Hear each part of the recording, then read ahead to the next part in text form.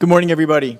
In accordance with Section 45 and 53 of the Planning Act 1990 as amended, this meeting of the Committee of Adjustment of the City of Toronto is called to order.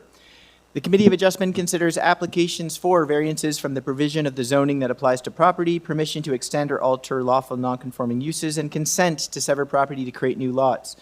We acknowledge the land we're meeting on is the traditional territory of many nations, including the Mississaugas of the Credit, the Anishinaabe, the Chippewa, the Haudenosaunee, and the Wendat peoples, now home to many diverse First Nations, Inuit, and Métis people. We also acknowledge that Toronto is covered by Treaty 13 with the Mississaugas of the Credit. Committee of Adjustment public hearings are now conducted in a hybrid in-person and virtual format. Some applicants and participants will make their submissions in person, and others will participate virtually by electronic means through WebEx, an online digital platform. The meetings are also streamed on the Toronto City Planning YouTube channel, and anyone wishing to view the hearing may watch on YouTube.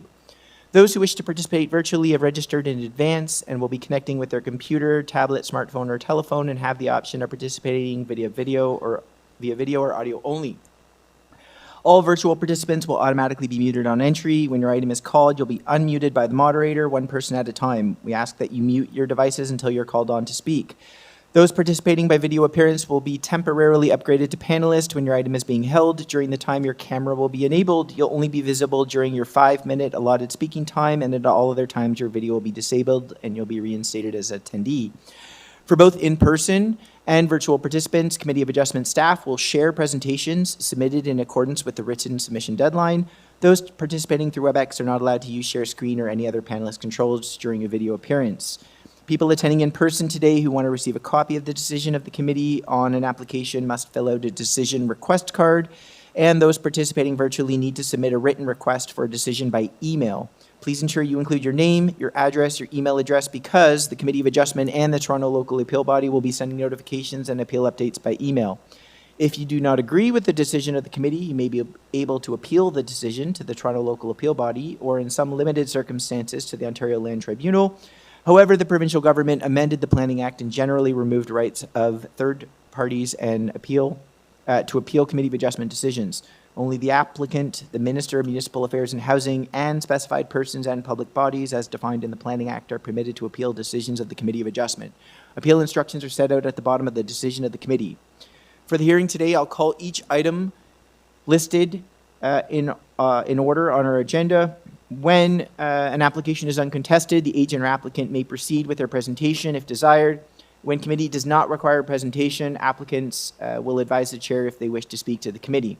Each speaker, including the applicant or agent, will be given a maximum of 5 minutes to address the committee. Any presentation or other materials you wish to submit to the committee must have been emailed in advance of the hearing. Staff and committee members cannot entertain applications that have been technical issue.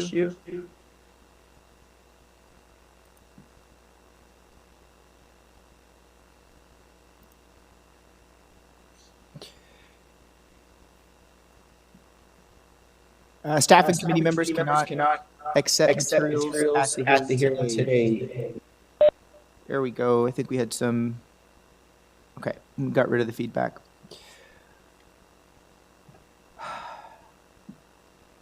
Okay, going on. When addressing the committee, please clearly state your name and your address. Please remember to confine your remarks to the matters outlined in the application. When the applicant or agent proceeds first, they'll make their presentation to the committee on the application. Again, the committee may not entertain revisions to the proposal at the hearing today. The committee may decide to defer the application if substantially revised to ensure the revised application is accurate and that all those entitled to notice of the application are informed of the changes. Then individuals either in support or opposed to the application will be invited to speak. Generally, we call on members in the hearing room first, then those participating through WebEx. Committee members may ask questions of each speaker after they've finished their presentation, and when all speakers are finished, the applicant or agent will have an opportunity to rebut only those issues raised by the other speakers. This will mark the end of the discussion. The application will then be taken to committee for a decision. Okay. Mr. Deputy Secretary Treasurer, do we have any minutes to confirm from the previous hearing? Mr. Chair, can I just get you to turn your camera back on for a quick second? Oh, yes, thank you. Yeah, I had a bit of a blackout there for a minute. We're good. Okay, so panel members, we have 2 minutes, 2 set of minutes to adopt today. November 20th. Present was Mr. Allison, Mr. Schwartz, Mr. Fazeli, Mr. Mazzari, and Mr. Bartolo. All right. I have a motion. Mr. Margiari. Thank you, Mr. Chair. Motion to approve minutes from November 20th, 2025. All right. Do I have a seconder? Second by Mr. Nitfeld. All in favor? Staff, I can't see Ms. Sankar Peralta. Can we just confirm? Yeah, we just have a little technical glitch. We're trying to get her back up online. No problem. I just want to make sure she's visible for decisions and whatnot. Yep, if she we can't raises get her her- back, if we can't get her back up online for any items that starts, then we'll ask her not to vote, because we have quorum now with 4. Okay, very good. All right? All right. Second set of minutes to approve is January 8th, 2026. Present was Ms. Casson, Mr. Allison, Mr. Nipfeld, and Mr. Mazzari. Okay. Do I have a motion by Mr. Nitfeld? Yes, Mr. Marziari, second. All in favor? Okay, that's unanimous. Okay, do we have any conflicts of interest in the morning slot of staff or panel members that we should know about? No conflicts? Okay, thank you. All right. And Mr. Deputy Secretary Treasurer, any other housekeeping? I presume we don't have any files to close? That's correct, Mr. Chair. There are no files to close today, and there are no deferral requests for the 10 a.m. time slot. Okay, great. Let's start with item number 1.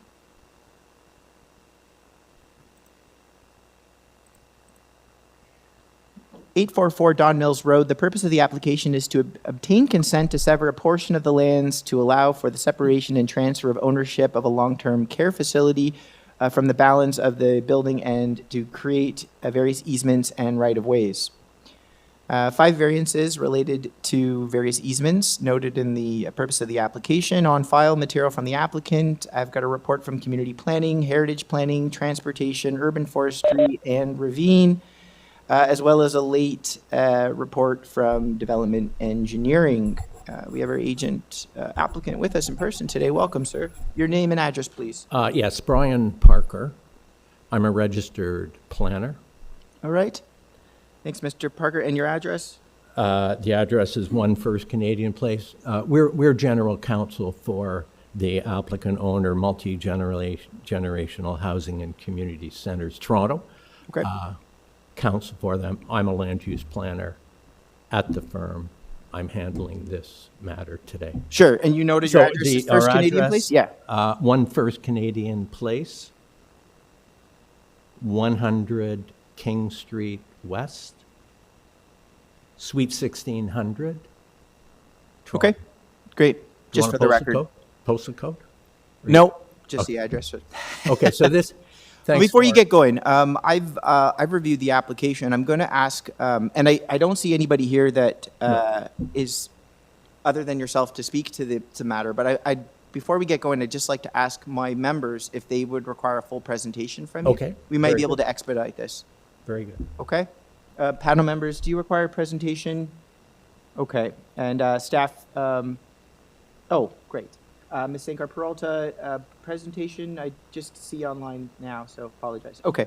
Sir, it looks like I can move right into committee for decision for you. Okay, thank you But very much. I know you've come down this morning. If there's anything you'd like Not to- at all. None? Okay. No, I'm aware of the conditions. We're on board with the provisional conditions. We're all good. It's one of the. Yes, yeah. Actually, since you brought it up, I see there's some standard conditions from community planning as well as from development engineering. Correct. Okay. Okay, let's take this into committee. Members. Yes, Mr. Nitfeld.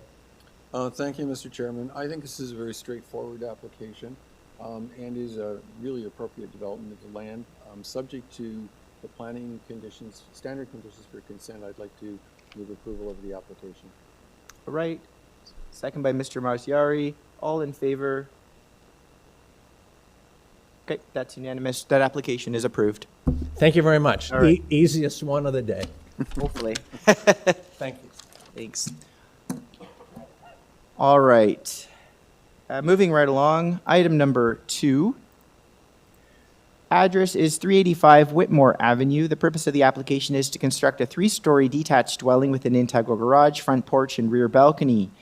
Variances include building height, building length, FSI, east side yard setback, first floor height, front yard soft landscaping, number of stories, and side main wall height. On file, I have material from the applicant, report from Community Planning and Urban Forestry. We have our agent with us.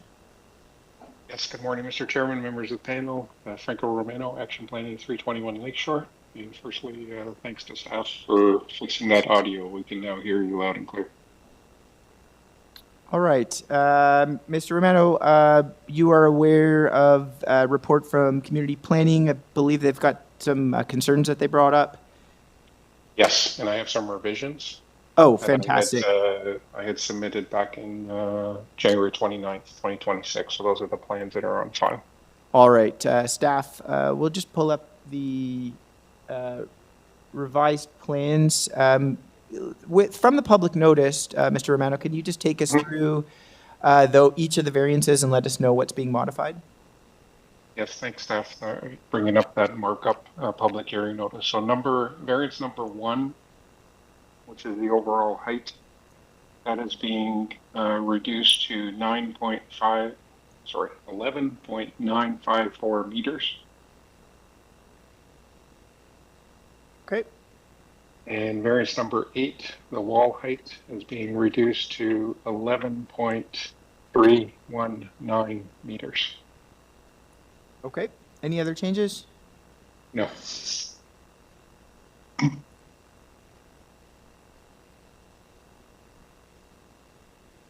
All right. And for the last, the 11.319 meters, which variance is that? 8. Number the last 8. variance. Okay, thank you. Yes, sir. Okay, we've captured that. Okay, we'll get the 5 minutes up, sir, whenever you are ready. If staff can bring up my supporting material presentation, please.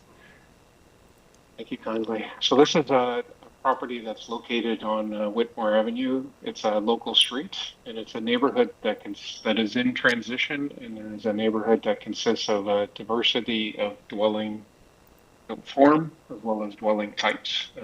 There are detached residential, which is principally what I am showing in my photographs, and there are detached dwellings that range from 1 story up to 4 stories in height.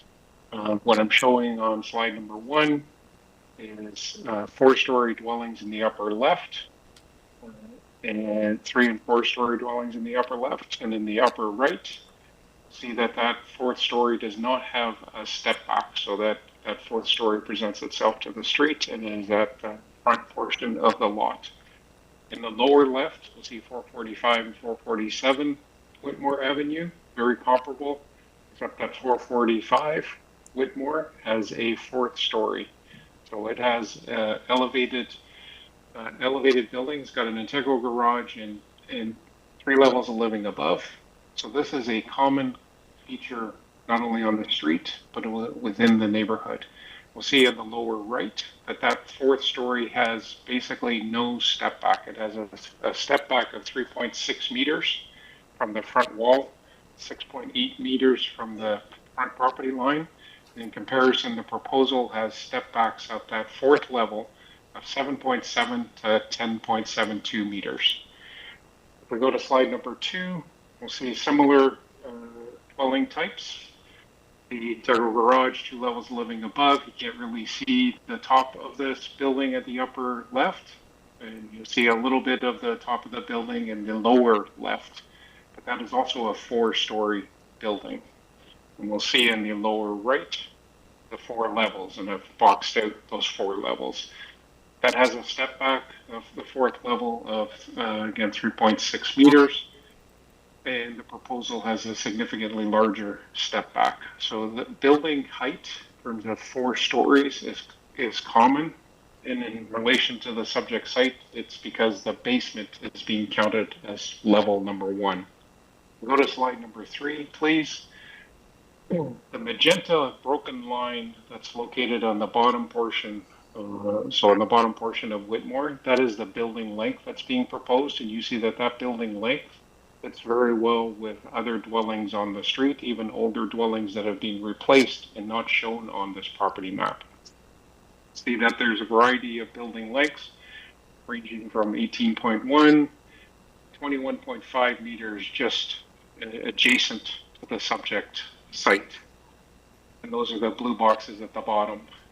At the top, I've got the green boxes that indicate the diversity of floor space indices, building height, length, side yard setbacks. This is a 7.61 meter wide lot, the subject lot. So a 0.6 meter side yard setback on one side is not uncommon, and we'll see even just over 20 centimeters being provided. Slide number 4, we'll see that the step back for that top floor and the building length in relation to the existing building and in relation to neighboring buildings. So there is a diversity. The garage is being removed. The top floor is 7.57 meters to 10.59 meters, and that longer length is because of the staircase to get up to that top floor. Go to slide number 5, please. In the lower left is the front elevation. We'll see the height variance in aqua color and the side yard setback variance in an aqua color off the vertical and the horizontal lines, very minor in nature. And on the right-hand side, we'll see that the first floor, largely underground. That is the basement. That is being counted as part of floor space index and is counted as a story. Topography here is rolling, quite common. If we take the levels of living above that basement, it's 0.93 FSI. And we'll see the pedestrian sight line from the sidewalk. You're not going to see that top floor. And if you see it from the side, you'll see it obliquely, just like we see some of those other ones on the street. So I submit that the revised application satisfies all 4 tests for a minor variance and has no unacceptable adverse impact and respects and reinforces the existing physical character. There are no concerns in this regard. Thank you, Mr. Chairman. Thank you. Question for you. So have you guys, I understand there's some modifications that have been made to this. Were those modifications made before discussion with community planning, or did these come in response to a report from community planning? No, thank you for that question. The revisions were submitted before I saw that staff report and after my initial discussions with community planning. Community planning requested the removal of the 4th floor. And in my discussions with them, they said they had no concerns with building length, floor space index, side yard setback. They wanted a reduction in the wall height, which would have been achieved with the removal of the 4th floor, and the 4 stories would have been removed with the 4th floor. So a number of those discussion topics that are discussed in the staff report contradict my discussions with planning staff, and I understand that they can change their mind, but I was not made aware that they were concerned with those other items. Otherwise, my presentation slides would have elaborated a little more about side yard setback, for example. And so the revisions were made before that staff report. You'll see the staff report talks about 12.56 height and 11.91 meter side wall height. So they wrote that report and finalized it before looking at the revisions that we had made. And I had communicated to staff the revisions that were being made verbally. Okay, and there's a number, obviously, of newer examples in the area that you gave. Is there any one, if you had to pick, is there any specific example or best that you would deem sort of the best comparison? And do you have what the side main wall height approved for that was? Because it's similar in some of the examples you gave. They're very similar in terms of the typology. You've got a 2.5 or a 3-story in the front, and then a kind of 3rd/4th setback off the front main wall towards the back. Yes. I'm just wondering how that aligns in terms from a quantitative standpoint. Some of the numbers for those approvals align with what's being asked for today. Certainly, if staff can bring up slide number 1, please.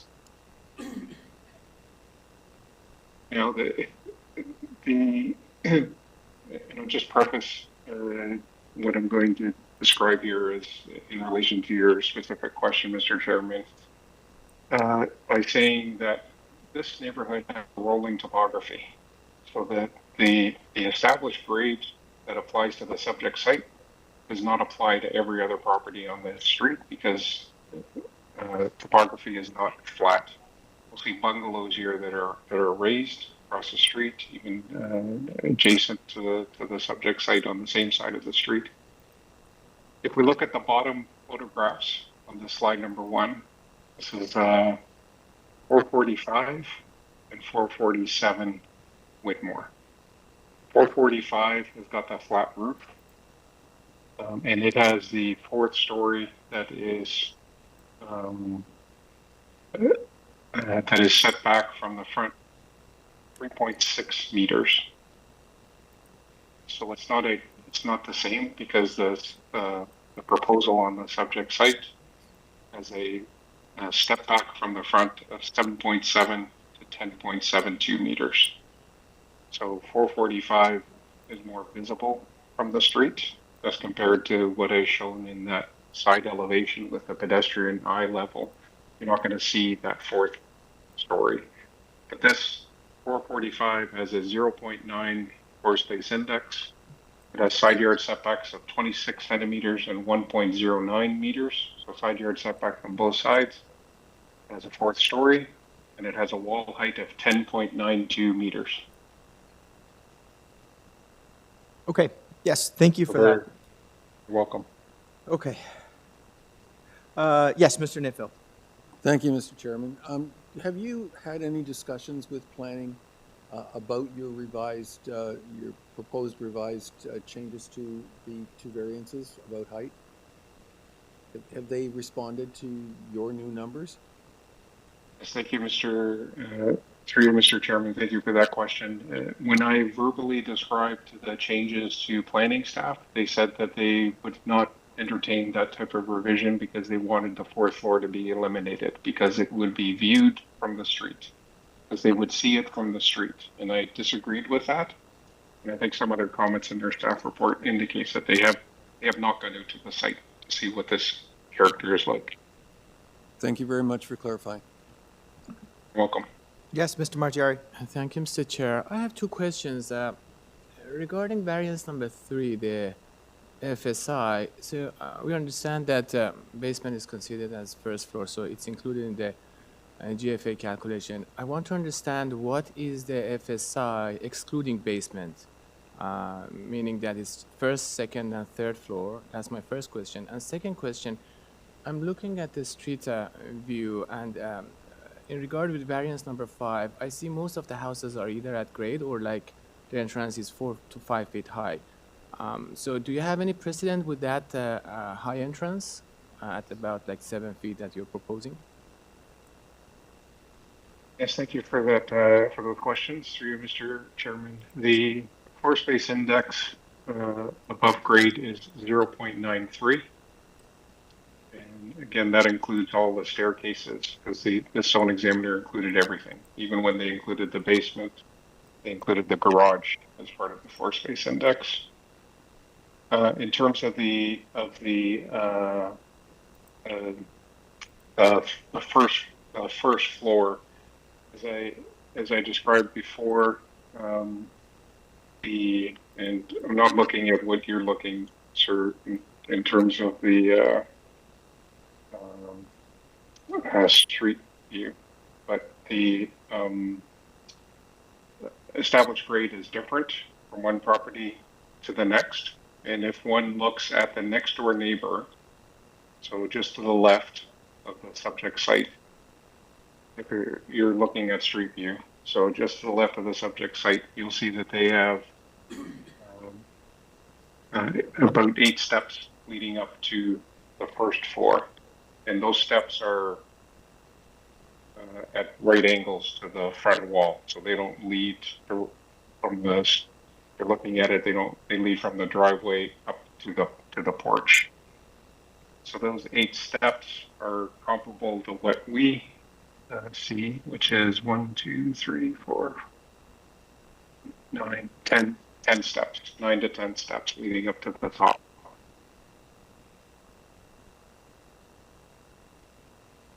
Okay, thanks. You're welcome. Any other questions?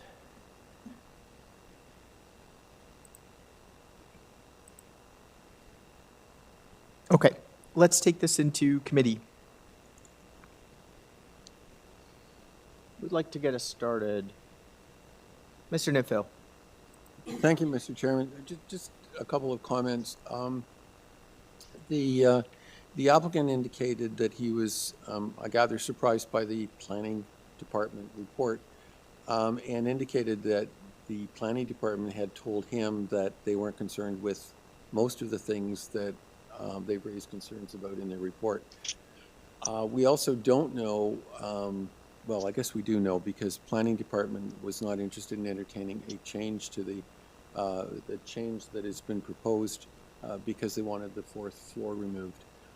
I think the planning report is actually pretty comprehensive, and I'm not personally comfortable with disregarding what's in it. It's actually got a lot of information in it. It does, in fact, indicate serious concerns with much of the application, and it basically recommends that this application be refused. I'd be inclined to more, in case there is a misunderstanding, I'd recommend a deferral for the application. I do acknowledge the applicant's point that stepping the top floor back to the extent that he is likely to overcome the visual height as seen from the street, or some of it. But I'm uncomfortable with the planning report, which is so negative, being disregarded. I would like to hear further what the planning department has to say about the revised submission. Yes, Mr. Margiari. Thank you, Mr. Chair. I agree with Mr. Nifil. I share the same concern. I think the planning has a very clear comments, and I am not comfortable to support some of the variances, so I think it's best. I cannot support this application, so if the applicant requests that deferral, I also support that. So they have some chance to do. Sure. With planning. Any other comment? I'll give a brief note. I struggle with the planning feedback about this kind of fourth level because it is stepped so far back, and I do see precedent in the immediate context, more than just an individual, but there's a number of properties. I just want to be really careful though, because when you're putting on an extra story up there, it can get problematic really quickly. So there has to be a certain degree of sensitivity if somebody is looking for that form of intensification via a new a level, albeit set further back. I guess where maybe it falls short for me is some of the floor to ceiling heights. If you're trying to get that extra story on the top, typically with a garage you get 7.5 feet. In this case you have 8. You're not going to get 11-foot ceiling heights and then 8.5 on number 2 and 3. You might get 10, 8, and 8, right? But that automatically shaving an extra 2 feet off the building brings it more in line. When I look at some of the other more recent built examples on the street, it's hard to say, right? Hard to evaluate whether they, what their floor to ceiling heights are on them. But, I think from a general sense, from what I'm seeing, some of these projects, it is very much controlled. It looks like the ground floor and the second floor heights are very much controlled in order to accommodate the density via a third or fourth level, whatever you want to call it. But certainly in terms of the intensification up there, I don't know how my colleagues feel, but if it were to go back, I don't think it's completely without merit, but I think there has to be some guardrails on the stories below to help ensure that the heights don't get too far out of hand. Over 11 meters is pretty high on a residential, especially for side main walls and no angular planes. Those are my thoughts. I don't know if my colleagues have any other comments. I agree or we're with ready you. I for think the yeah. 3-story versus 4-story is not a concern to me. Yeah. But here we have a lot of things combined with that. Combined, yes, and I think Yeah. somebody picked up on the entrance height as well. Exactly. It might just be Entrance a step or two, but it's all those little incremental things that So I cumulatively think add this up. application can be improved easily. I am happy that this 4th floor is set back. Yes, yes, Actually, yeah. it's a nice move. Yeah. But overall, I think there are other things that concerns me, so. Okay, if there's no other comments, maybe we're ready for a motion. See where it goes. Mr. Nipfel? Thank you, Mr. Chairman. I'd move deferral of the application to allow the applicant to have further discussions with the planning department about their concerns. Okay. Second by Mr. Mazziari. All in favor? Okay, Mr. Allison will be opposed on that one, but that carries. That application is deferred. Very generous, Mr. Nipfel, to provide that opportunity to the applicant. Hopefully, we'll get some improvements and see it come back our way. Okay, thank you, everybody. Let's move on to item number 3, 55 Scarsdale Road. The purpose of this application is to permit the extension, alteration of the existing school use through the addition of one portable classroom at the rear of the property. Variance for the extension of a legal non-conforming use. On file material from the applicant. I see memo from Metrolinx and a letter from Councillor Burnside. Welcome, sir. Your name and address when we get a chance. The name is Platt, first initial A, double A-R-O-N. Address is 130 Adelaide Street West, Suite 2800. All right. Mr. Platt, you're the only speaker on this item. I've reviewed the file. I don't have any concerns, but I will ask my colleagues whether or not they'd like a presentation from you or if they have any questions. Just check in on... Just give me a moment. One of our members is online. I just want to make sure I can see her on my screen. Okay. Yes, it doesn't appear so if it's all right with you, I can take this into committee. The only thing I would ask is an opportunity to thank staff, particularly the legal department and the planning department, working through this application. These legal non-conforming cases are sort of often a little bit complicated, and I really appreciated the time and patience of staff involved in processing the application and working with the applicant. Of course, always. I'll leave it to you. Okay, let's take this into committee. Yes, Ms. Sankar-Peralta. Yeah, through you, Mr. Chair, I think that this is an acceptable application.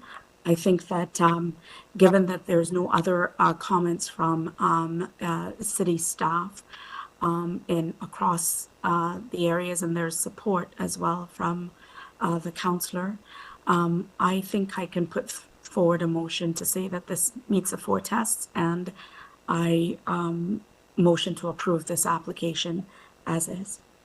Thank you. All right. Do I have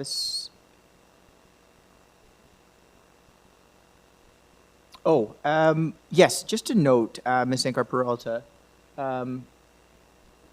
Yes, we have a permission requirement before us, which doesn't have to do with the 4 tests, just to be, maybe our Deputy Secretary Treasurer can This provide comes through as a legal non-conforming use or an expansion of a legal non-conforming use as a permission under 45 and is not subject to the 4 tests. Okay. So just to put that out there. But we Sorry, are you asking me to reword my motion to approve, or? yeah, I mean, just a point of clarification on the reasoning. This particular application is not, the 4 tests are not before it, just because we're dealing with a change of use. Sorry, an expansion of use. Yeah, not change of use, expansion of use. Sure. We have the motion is for approval. I should.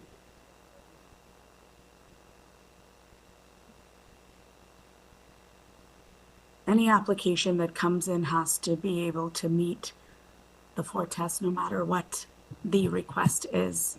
Not under a permission, Fine. not under a legal non-conforming use. So I'm going to withdraw my motion because I'm not sure what's being requested here. Okay. Mr. Margiori? So I can reward that. I think I just put forward a motion to approve with no conditions. It's a supportable application, straightforward. Okay. Do I have a seconder?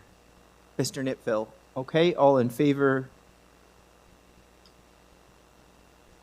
Okay, and opposed, yes, Ms. Sankar-Peralta will be opposed on that one. So the motion carries, the application is approved. We'll revisit maybe as a point of clarification on this, Ms. Sankar-Peralta, because I maybe have some questions myself. Okay, item number 4. 1763 and 1765 Avenue Road, the purpose of the application is to construct a third-story addition to the existing building in conjunction with a three-story addition to the rear. Variances include removal of 2 parking spaces and 1 variance to reduce the distance required between main walls. On file material from the applicant and a letter from transportation. We have our agent with us. Hi. Hello. Oh, hi. Yeah. Good morning, Mr. Chair and committee members. My name is Shen Shuzhang Architects from Test Architects, located at 98 Scarsdale Road, North York. All right. Just hold on there. Staff, we have someone else online as well to speak to this item? We do.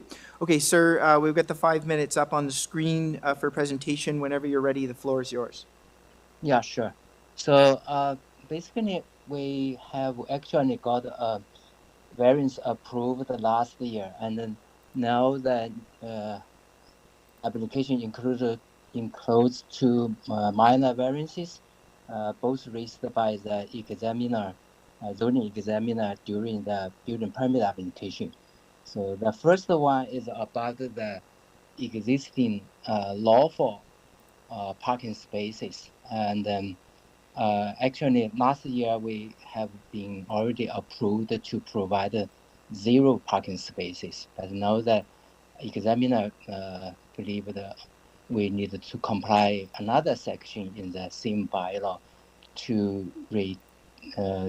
retain required to retain all 4 lawful existing parking spaces, but we reduce it into 2. That is the first variance. And the second variance is talking about the main wall on the same lot, and I'm not 100% agree with the instrument of the examiner, because that actually is 2 walls of 2 different units on in the same building on the same lot. And the requirement is that the 2 main walls facing each other need to have a distance of 11 meters. But actually, for us, the 2 main walls of 2 units on the upper floors having a distance between 1.08 meters. So that is nothing to do with or any impact to the neighbors, but and it also complied with the Ontario Building Code. But the examiner suggests us to go to the committee to get approval for this one, and that is about the 2 variances. And by the way, comparing to the design approved in the previous application, we reduced the building from 4 floors to 4-story to 3 stories. That also done to comply with the Ontario Building Code. So that's what I can tell, and if you have any questions, I'm happy to answer. Thank you. All right, thank you. Questions? Mr. Nipville. Thank you, Mr. Chairman. Could you clarify to me how you access and egress from the 2 parking spaces that are shown on drawing A105? I realize it's very congested, but I'm not clear how you're going to get one of the cars. Yeah, that is a good question. If both of the car spaces are occupied, I don't know how you're going to be able to maneuver. Yeah, very interesting. The first thing is this lot is very special. We have a driveway, the length road of way on both sides. And the secondly, we expect if one car is there, another car may need to move a little bit to get that car moved out. That's the reason we In the previous application, we believe that legally we have no parking spaces, and the committee approved. And then now the examiner believe that it's possible to park 2 cars on the site in this way. I think practically you can do. You can say beside that parking space, the width is 2.65 meters. Beside it, we have another space, 2.85 meters. That is a space actually can be used, and then we have a distance between another parking space and the building 1.27 meters. That provided for people in case to exit from the building to the rear yard. But when you drive, you can go a little bit closer to the building so that you can make a turn. It's not easy, but we discussed this with the examiners.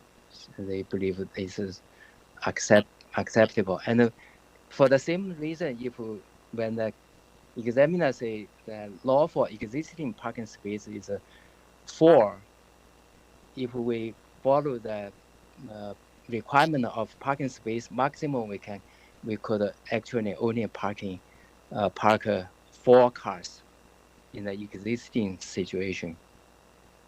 And this is on the assumption that you're trucking away any snow, because you haven't got any, you've nowhere on the site to store any snow, have you? Yeah, that is, I know, but that happens all the time. We expect we can remove it somehow. Okay, and are you aware that the Transportation Services has requested a condition? Yes, you have to get their approval for maneuverability, the very issues we're talking about. Yes, in that case, you know what, we will hire a traffic consultant, and we put an actual car size that could work. We talked to a consultant, because the required parking space is 2.6 meter by 5.6 meters, but the actual car is much smaller, a little bit smaller than that size. If you do simulation, it may work.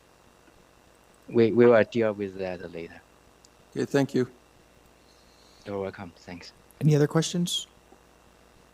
Okay, we have another speaker. Mr. Gordon?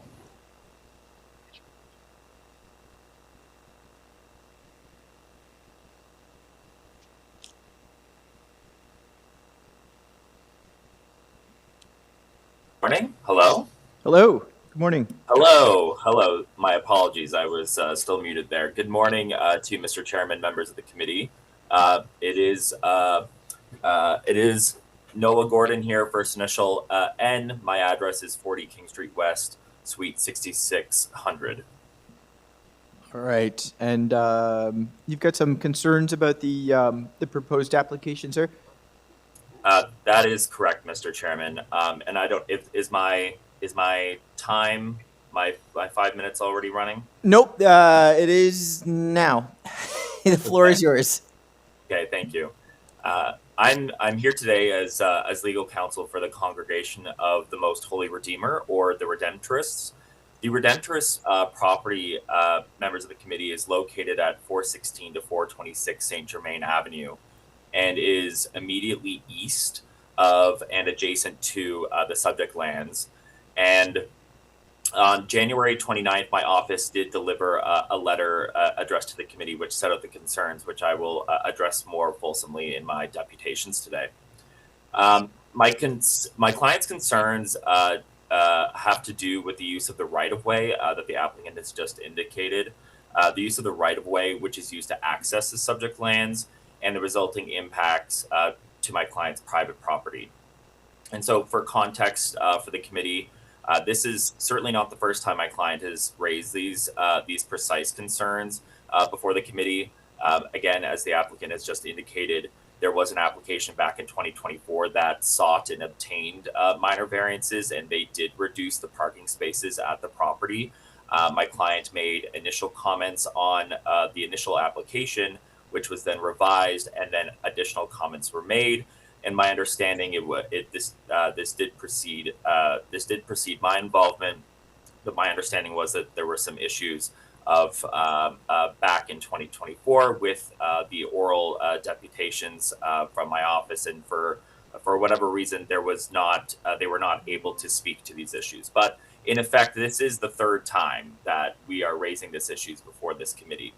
Of course, the application before you today seeks two variances, one of which relates to parking, particularly the removal of 4 parking spaces in maintaining 2. I do see that you've pulled up the letter there to confirm receipt. I appreciate that. The applicant is seeking a further reduction of the spaces, of course, for what was already reduced back in 2024.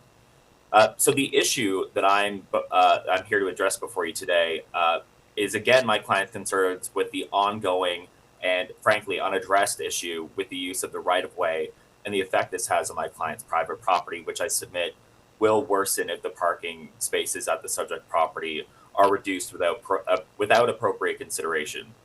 The right-of-way travels north from St. Germain Avenue and parallel with Avenue Road. We've just seen it on the plans that you had indicated, or the drawings, towards the subject property, and effectively separates the subject property to the west and the Redemptorist, my client's property, to the east.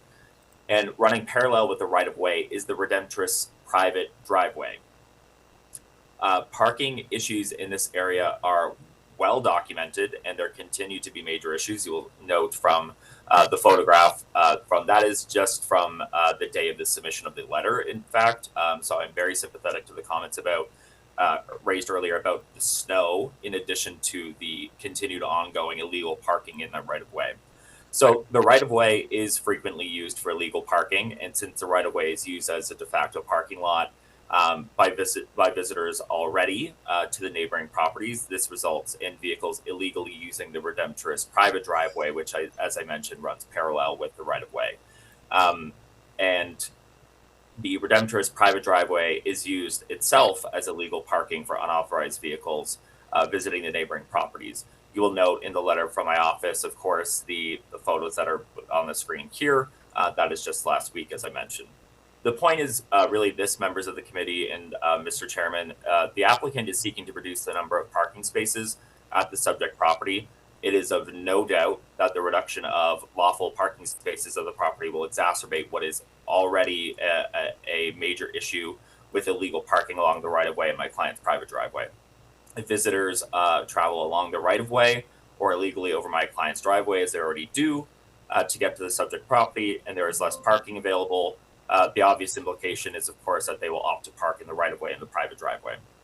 And the transportation services review we did just mention the review and the condition earlier in the applicant's deputations. I just want to note that the transportation review has in no way contemplated if or how the reduction of parking here would contribute to or worsen the existing issues with the illegal parking and illegal use of the driveway. In summary, committee members, the request is that as a condition of approval that the owner of the subject lands enter into an agreement under subsection 45.9 of the Planning Act of the city, which we've outlined in more detail in the letter. I won't exhaust those conditions before you today. You do have the letter. Or alternatively, if the committee is not prepared to impose that as a condition, we would ask that the committee reject the application, reducing the number of parking spaces at the property in an area where parking availability is already a recurring issue without any meaningful conditions or requirements to prevent exacerbating the issue would be poor land use planning, and I would submit would not satisfy the 4-part test of the minor variance. Okay, thank you. Sir, so there's a right-of-way that's owned by your client, and the right-of-way is for the benefit of property owners, the way I understand it, that a front Avenue Road. That's correct? That's correct. Okay, and how many property owners on Avenue Road are afforded benefit of that right of way? The actual number of that, Mr. Chairman, through you, I don't have that. Okay, but it's not just the applicant. There is a number of people utilizing that or afforded benefit over that right of way. From what I can see on our property data map, the subject property would be the last property on that right of way to have access to it, because it's essentially cut off, and then access is required from Melrose to the north for properties further north of the subject property. I mean, I share your concern, with respect to some of the illegal parking going on the right of way. I understand that can be very frustrating. How do you know that the cars that are parking illegally are from the subject property and not from some of the other neighboring properties on Avenue? Through you, Mr. Chairman,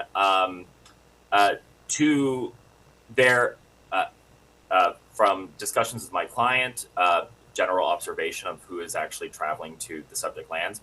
But I would also, in addition to that, submit that whoever the implication is, if there is less parking at the subject lands and and people are traveling along the right of way, whether lawfully along the right of way, parking along the right, or traversing onto our client's property, which happens regularly, that the implication alone, notwithstanding who is currently maybe illegally parking or not, I'm not here to say that the owner of the subject lands are the only people that are parking or using the driveway. That is not the contention. The contention is there's an existing issue here, Mr. Chairman, and if you remove lawful parking spaces in an area that is that we've already heard and addressed is already congested, the natural implication is you will just exacerbate an issue there.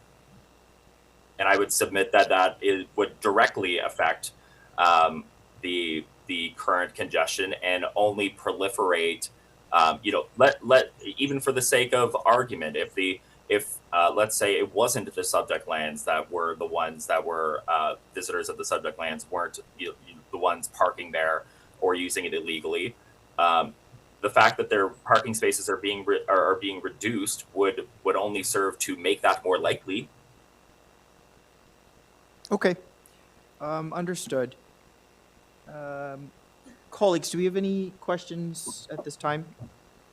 Okay. I'm going to turn it back to the agent. I want to give him an opportunity to respond to some of the concerns, mainly the parking and the right-of-way misuse, just to maybe get a little bit more clarity on this matter. Staff, we'll get our agent back online, Mr. Zhang.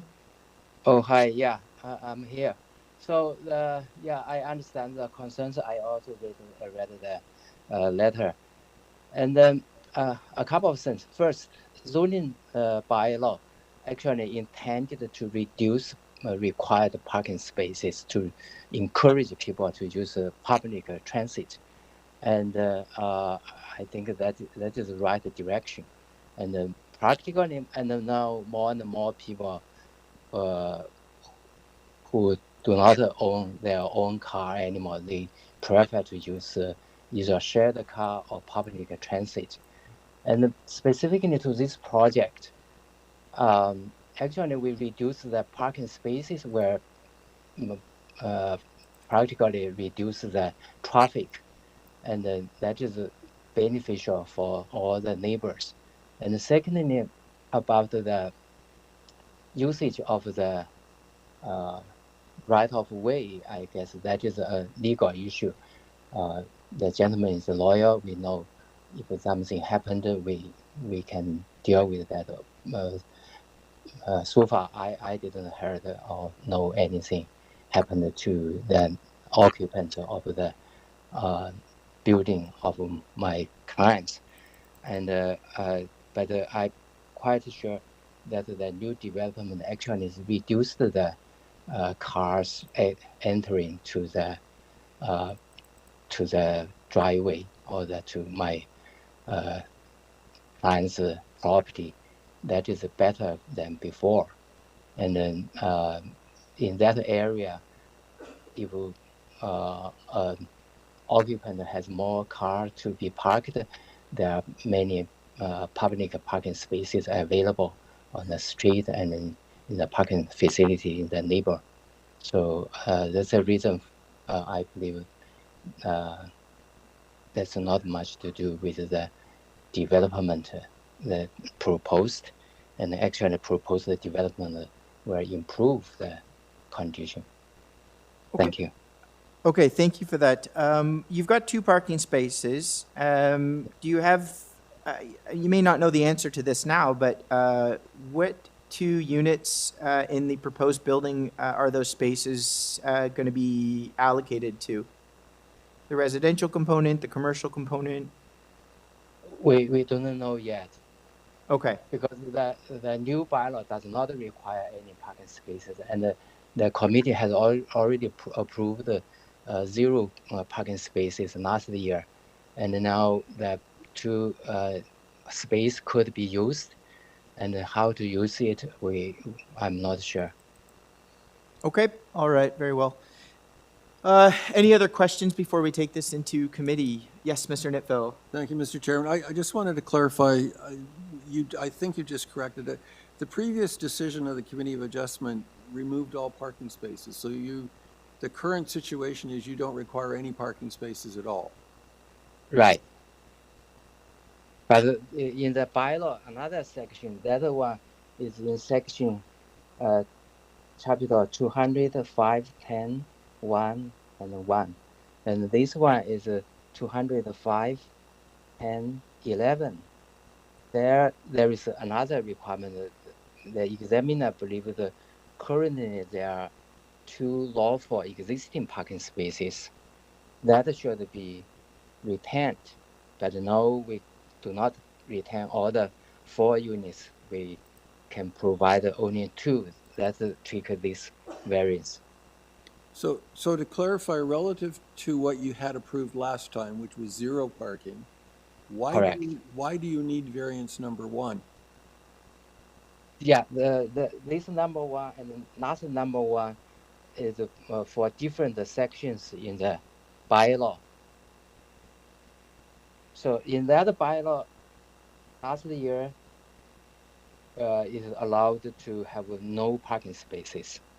And another section said, oh, if you have existing parking spaces, that should be retained. So and now we cannot retain all 4 parking spaces. We retain 2. That's the reason we need this. We need the same issues addressed in the different sections in the bylaw. Okay, thank you very much. You're welcome. Thank you. Other questions? Okay, let's take this into committee.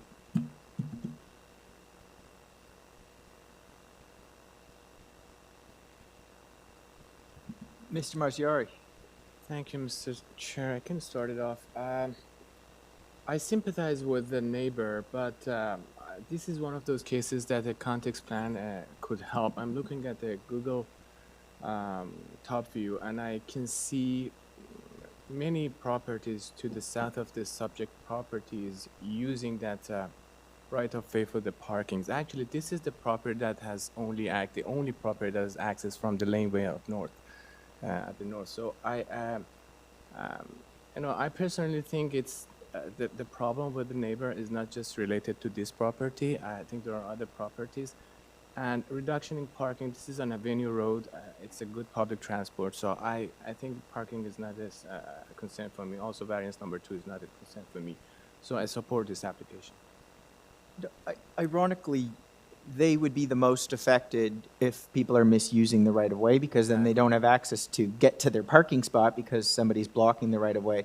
Yes. There was a comment made by the neighbor about parking removal and how that's going to exacerbate the situation. I'm not sure about that. I almost feel like a reduction in parking at the rear is going to reduce, to the applicant's submission, reduces the number of cars going through. Exactly. That's actually helping. If you had one spot back there for one person, it's less versus four.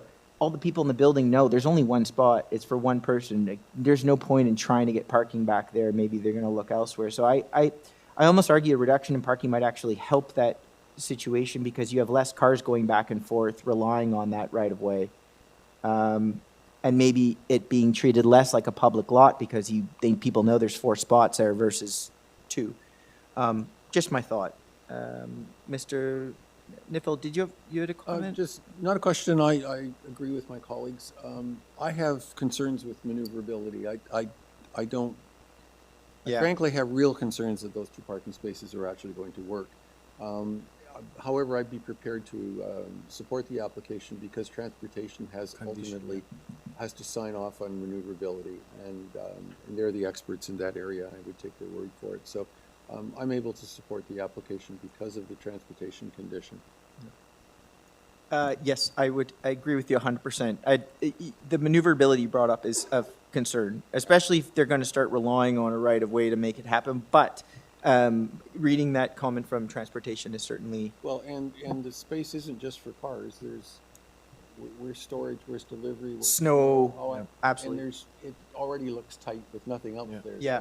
So, thank God transportation is going to have a look at and improve It's maneuverability. just too bad they couldn't have done it before.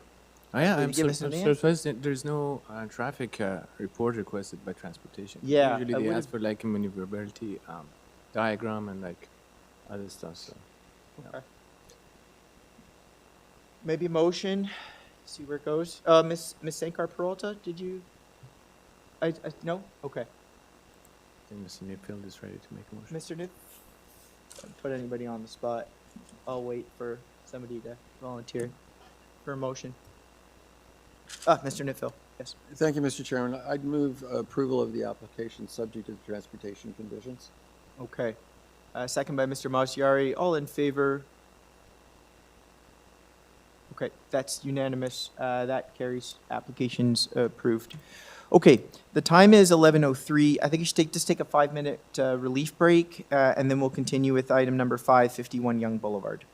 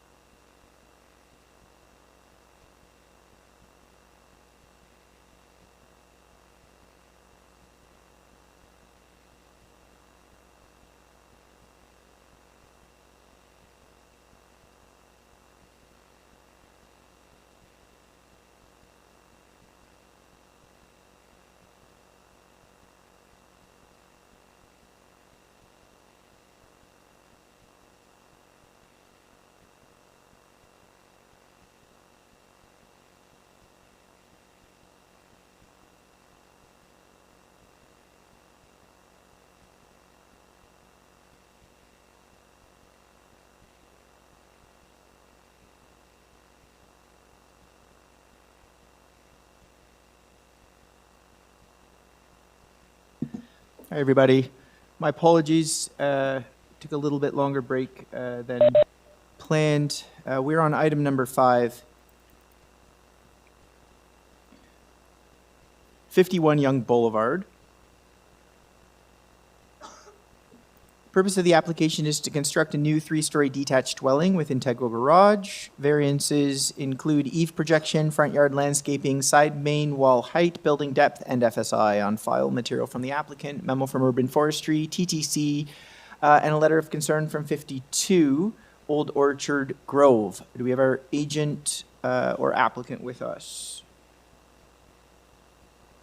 Good morning, Mr. Chair, committee members. My name is Victor Gidberg, Gidberg Group Inc. I'm an architect, 33 Belvedere Crescent in Richmond Hill. All right, thank you. Yeah, and I'm representing the owner for this application. Very good. We'll get the 5 minutes up. We've got some people here to speak to this, so we'll ask for a presentation. 5 minutes whenever you're ready, sir. Absolutely. Yeah, so we made some revisions to our original proposal. Basically, it's quite major revision. We removed the entire 3rd floor, and that essentially affects variance number 3 and number 5, which are no longer required. So variance number 3 for the main wall height, the wall height was reduced to below what's permitted in bylaw. So now in new proposed wall height is 7.55 meters, where 8.5 is the maximum permitted. So it's drastic reduction compared to our original proposal of 10.4 meters. And space index, space floor index is not required. Like the new floor space index is about 46%, which again is much smaller than 0.6 permitted in bylaw. The 3 other variances stay. I'm aware of comments from forestry department, and we modified our site plan. So variance is still required, but we modified the portion of the driveway on the city property to allow for extra space, for extra greenery space on the City Boulevard. And I discussed this with David Vostok from Urban Forestry yesterday.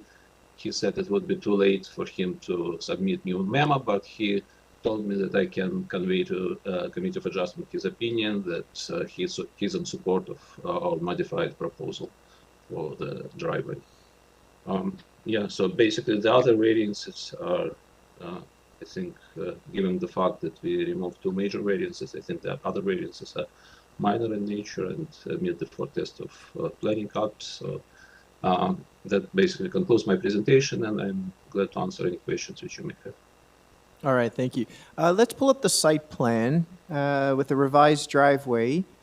Could you indicate on the site plan where you propose a tree in the front on that? We're not proposing tree as such. Like basically, we just follow the comment from Urban Forestry that there's not enough green space on the City Boulevard. We reduce the south portion of the driveway. So if you see the angle, the south portion of the drive goes into the existing curb cut. So that creates quite a bit triangle on the south side of the driveway for tree planting. But we did not propose tree planting as such, but basically the space will be available if Urban Forestry decide to plant the tree. Okay, and what is the new driveway width?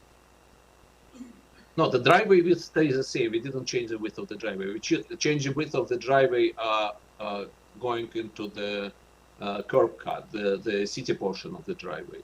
Okay, so you're just reducing part of the driveway width then? Part of the driveway, exactly, city portion of the driveway, because the planting of tree in question was on the City Boulevard.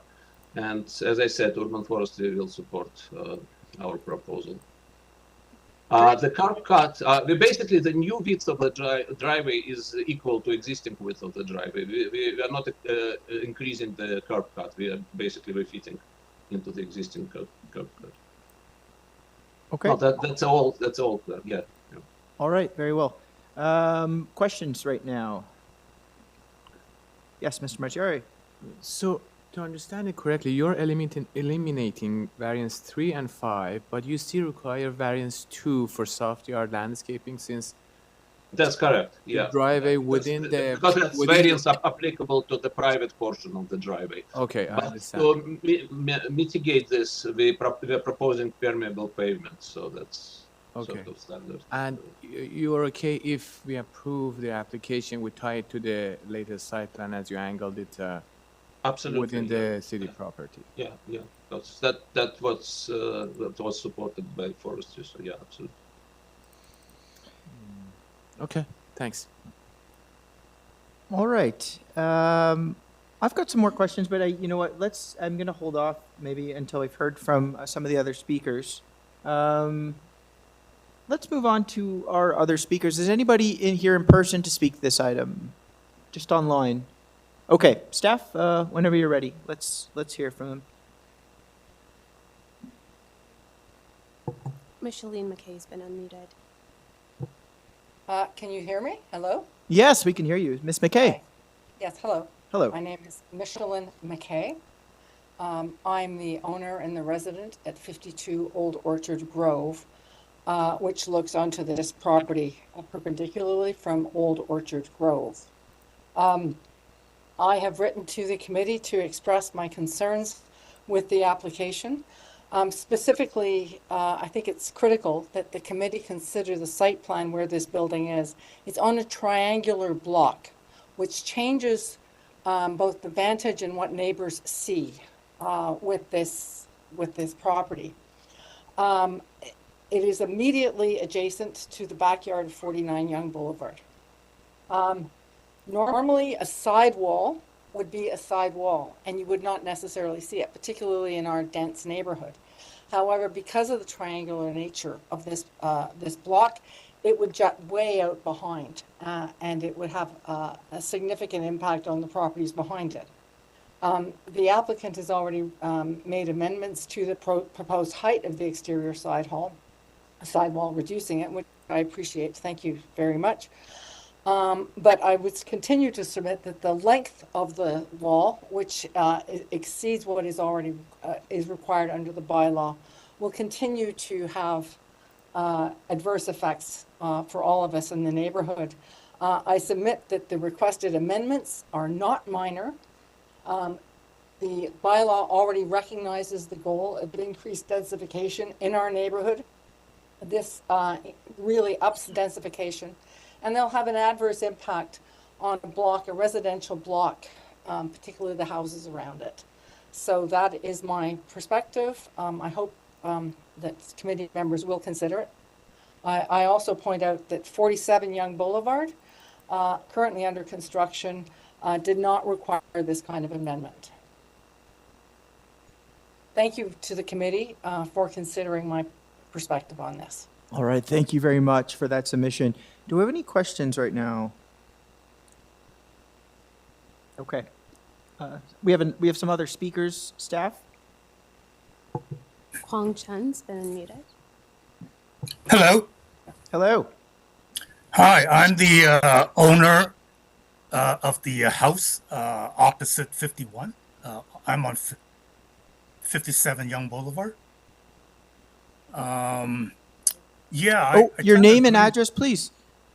Quan Chung, and I'm on 57 Young Boulevard. Immediate neighbor, yes. Immediate neighbor, the opposite side of the driveway. Yes, we see that.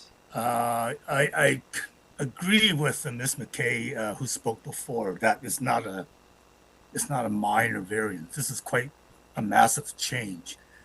Because when we first bought the house, we really liked the separation between our house and 51's house. There were a lot of light coming through the side windows.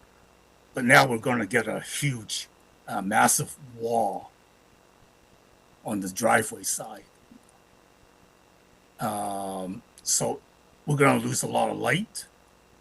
Plus, I think their house is being built onto the driveway. Is that correct? So it's kind of encroaching closer to our house. Is the house being built onto half of the driveway? I understand, my understanding is yes, it is, but I'm going to allow the agent or applicant to clarify that question. I've noted it down for you.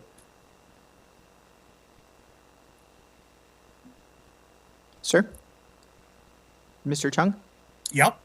Yes, I've noted it down. I believe they are. I'm going to ask for a point of clarification from the applicant about the intensification along the driveway, but it does look that the driveway is being eliminated to the rear. And the house To the is rear. built, and the house is being built like it's wider, right? It's being built onto the driveway now. Correct, and again, I'm going to allow the agent to provide that point of clarification, but the way I see it, yes, it does appear so. Okay. Yeah. So we're gonna feel it being encroaching. Also, will any of the windows on that side wall be looking right into our windows? Because Yeah, fair there's enough. some sidewall windows, right? Yep. And we have sidewall windows. Yep, fair enough. And I was also wondering, how about downspout drainage? Because we did have a wet basement on the driveway side there, and we had it fixed. We had it waterproof in the basement, and I'm just wondering where the downspout drainage of the new bill will be. Like, will the rainwater be being dumped on the side and the front only, or will some of the down drainage come down the driveway as well? Right, fair enough, fair enough. Any other concerns? Yeah. Yeah. Another concern was the tree at the back, or are we only talking about the structure? Can I make a mention of the tree Of course, at the no, back? we can talk about forestry, trees at the back. Those Yeah. are part of our scope. Yeah, there's a tree at the back on Okay. the driveway side behind that metal shed. It's a huge tree. I don't think it's planned, and it's just grown and grown over the years, and it caused damage to my neighbor at 61 Young Boulevard, and it's also caused damage from falling branches to the neighbors at the back. The two neighbors immediately to the back of that metal shed corner there. So that tree is just massively overgrown. And I think there was a letter that we sent to the owner to have the tree taken down, but we never heard anything back from anybody. But that tree is overgrown. There's a tree right beside that tree which came down. It just fell down on its own several years back. You can see the trunks are still there. They haven't cleaned up the trunks. But there's a concern with that tree as well from the neighbors nearby at the back. All right. That's 5. I'm going to have to stop you there. Members, do we have any questions for our immediate neighbor? All right. Thank you, Mr. Chung. Staff, do we have got another? No, that's it. Okay. I'm going to turn it back to our agent at this time.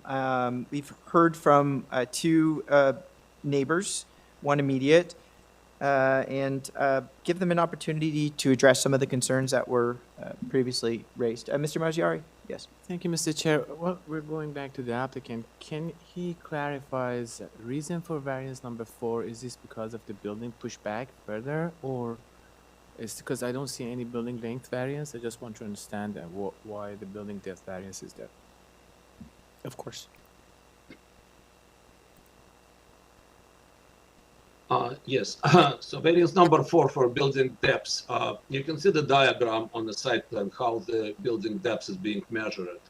So it's basically, it's offset of front lot line. So the building depth is sort of deceiving. Like as per bylaw, we allowed to stretch the right side, the north side of the building much further, and the left side of the building has to be shorter in order to comply with building plans bylaw requirement. Also, there's another consideration I just want to mention is I thought that by reducing the main wall height is basically the major issue because it's represent the massiveness of the house.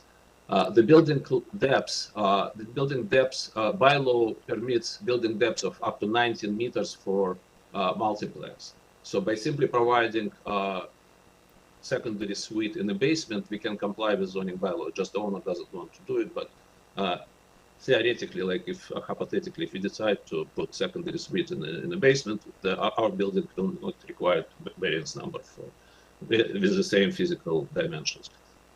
And yeah, so that's basically this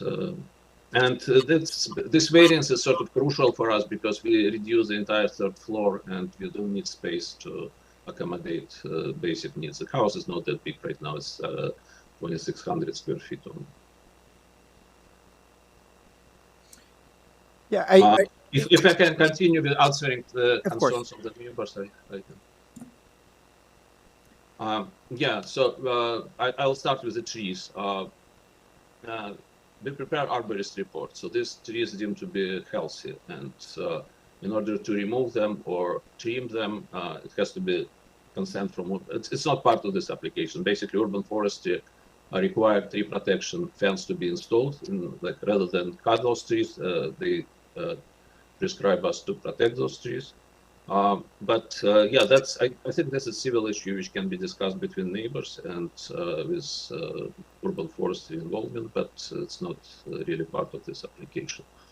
In terms of the driveway, the width of the driveway existing and proposed are very similar. So the only thing is that driveway is shifted toward the south. So existing driveway goes right on the more or less along the property line. And I personally think it's improvement for for the neighbor because we're moving driveway away from his property, so the cars will park away from his property. And right now the driveway goes right along the property line, which may affect his drainage situation because it's not properly surfaced and not properly graded. Again, as any application, our application will be part of. I mean, we'll go through building permit process and we have to prepare proper grading plan and make sure that water is not shed on adjacent properties. So that's part of building permit application, and we have a grading consultant on board, so that will be obviously done properly. And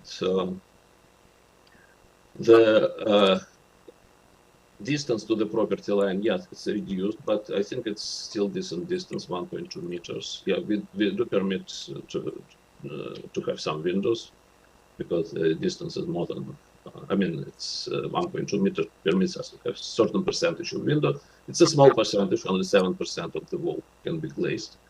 And yeah, we're interested in privacy, and we will, along the design adjustment, we will make sure that there's no window-to-window situation. So that's, again, that's something we can discuss in a civil matter. And lastly, the length of the house. If you see the site plan, basically the rear wall of our house is more or less matches the rear wall of adjacent house on the north. So I don't think it's really a major impact on an adjacent neighbor. I think I cover everything as a concern, but yeah, if you have more questions, please feel free to ask. Just one quick follow-up question. Have you had any discussion with the immediate neighbor at number 49?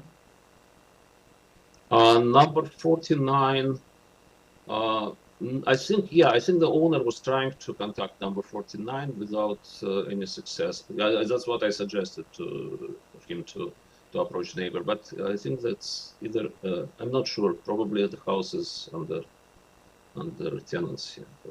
There's no owner present. Okay. But that's what my client told me, that he was trying to contact number 49, but without any unsuccessful. Okay, understood. Any last questions before we take this into committee? Yes, Mr. Nitfield? Thank you, Mr. Chairman. Just to clarify, I didn't hear you at the beginning of your presentation. No, variance number 3 and 5 are both gone completely. Is that correct? Correct, yeah. And the comment that you made to the neighbor at 57, there are windows on that side. What was your comment about his concern with windows possibly being a privacy issue? My comment is that we are interested in privacy as well, so we don't want to have window-to-window situation. So, during the final adjustment of the design on the permit stage, we will make sure that there's no window-to-window. Like we do have some windows because we have 2 bedrooms facing north. So there'll be windows, but you won't have, you will try to avoid looking. Yeah, we'll try to avoid window-to-window situation, exactly. Yeah, okay, thank you very much. It's in our mutual interest, Thanks. All right, any other questions? I see none. Let's take this into committee.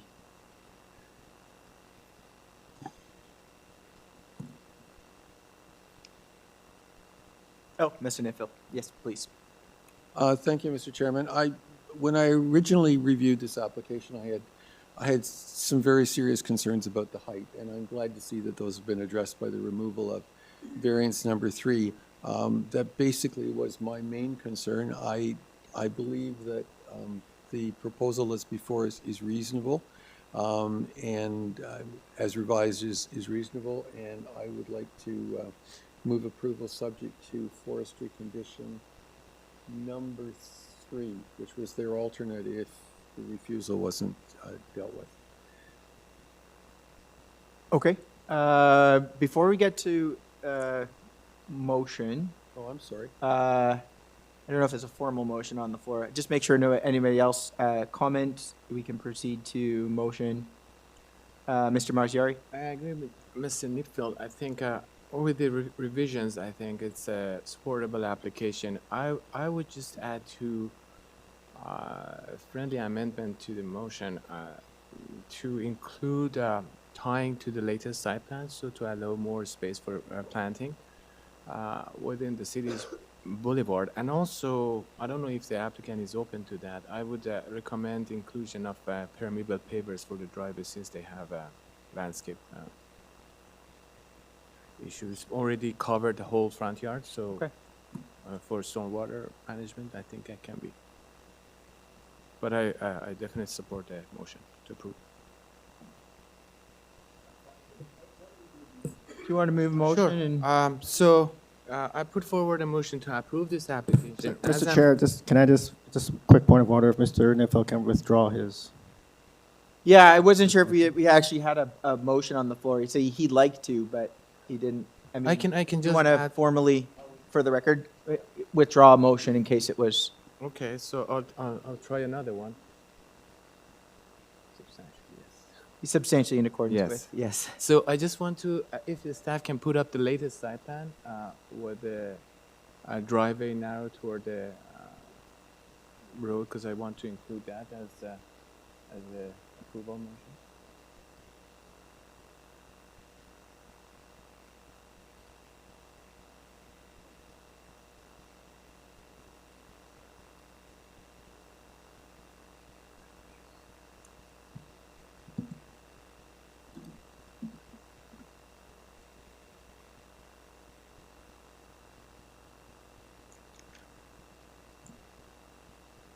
We're waiting for the. Yes. Can you zoom into the date, please? October. Okay.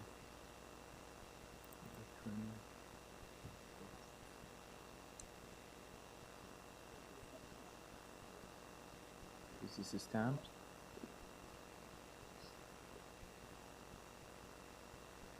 No.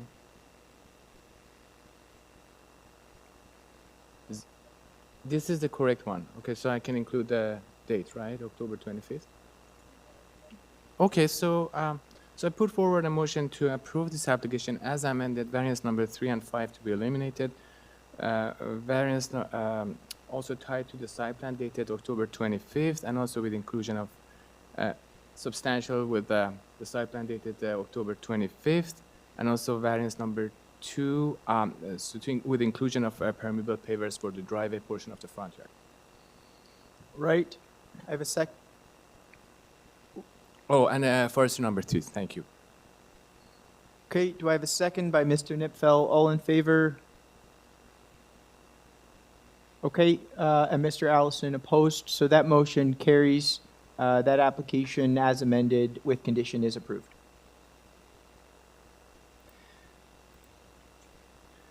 All right.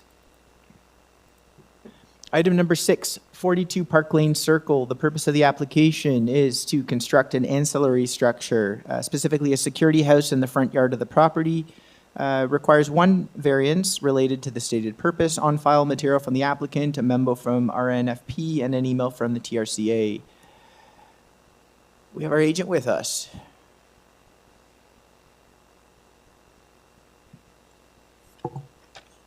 Sorry, Mr. Chair. You may have called on the agent, and I was temporarily couldn't hear you just as I was being unmuted. So I think that's what maybe you asked. Yes, for the yes, agent. Mr. Bronskill. Yes, sorry, recognize apologies. the voice. Okay. Yeah, David Bronskill, 333 Bay Street, Suite 3400, Toronto, Ontario, here as the agent for the applicant with one variance for a 28 square meter accessory structure in the front yard. All right. Nobody's here to speak to this item. Staff, we don't have anybody else online. Mr. Bronskill, I'm going to ask my members if they require a presentation from you on this item.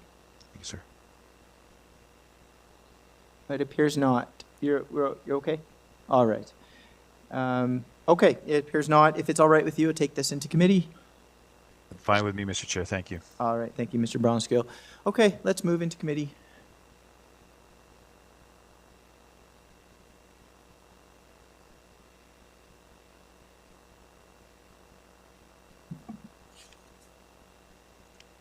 Yes, Mr. Marziari.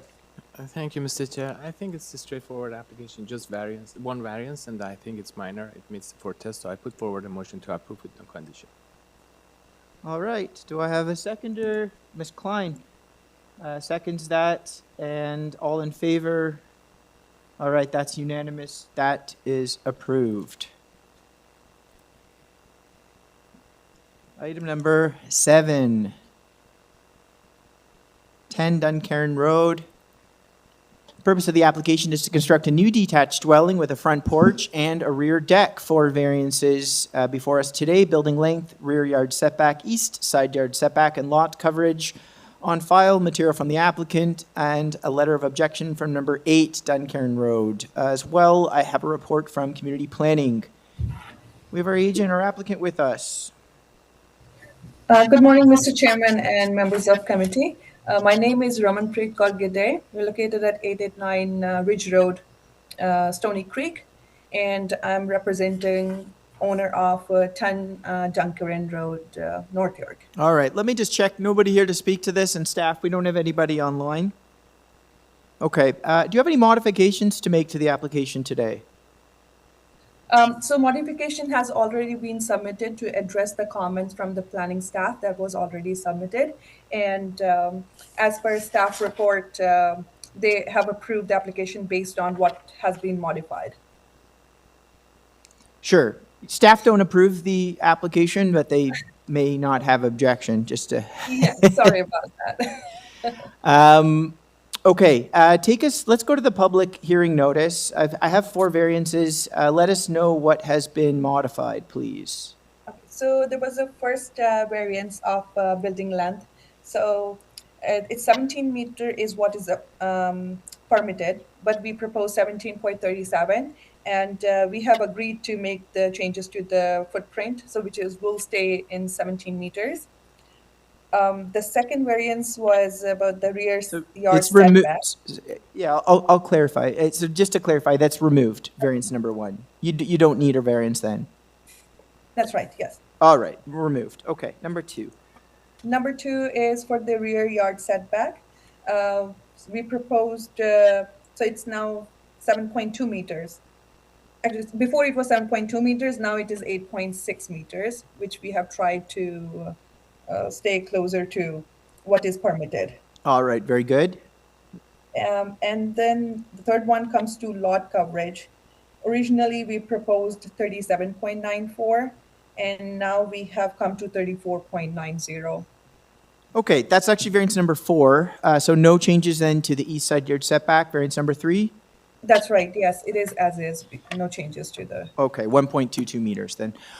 All right. Let's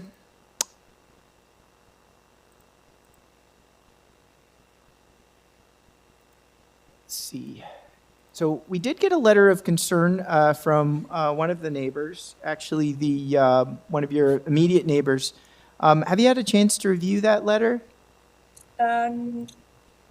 Mr. Chairman, I have not received any letter as of now.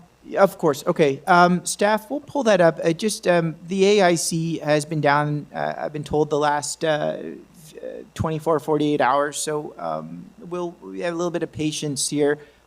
It's a short letter, but it is from the immediate neighbor. I want to make sure that it is part of the record here and that the agent give you an opportunity to perhaps address some of the comments that are raised. I'll just give you a moment to give it a read if that helps.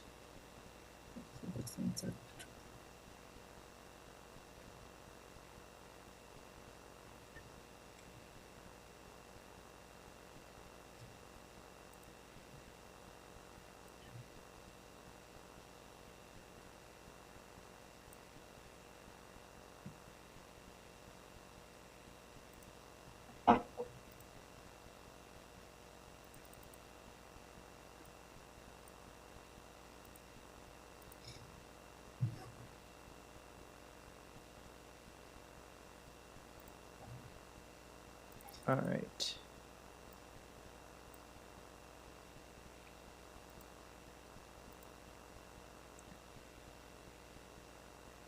How are we doing? Mr. Yes. Chairman, so I have reviewed the letter, Yeah. and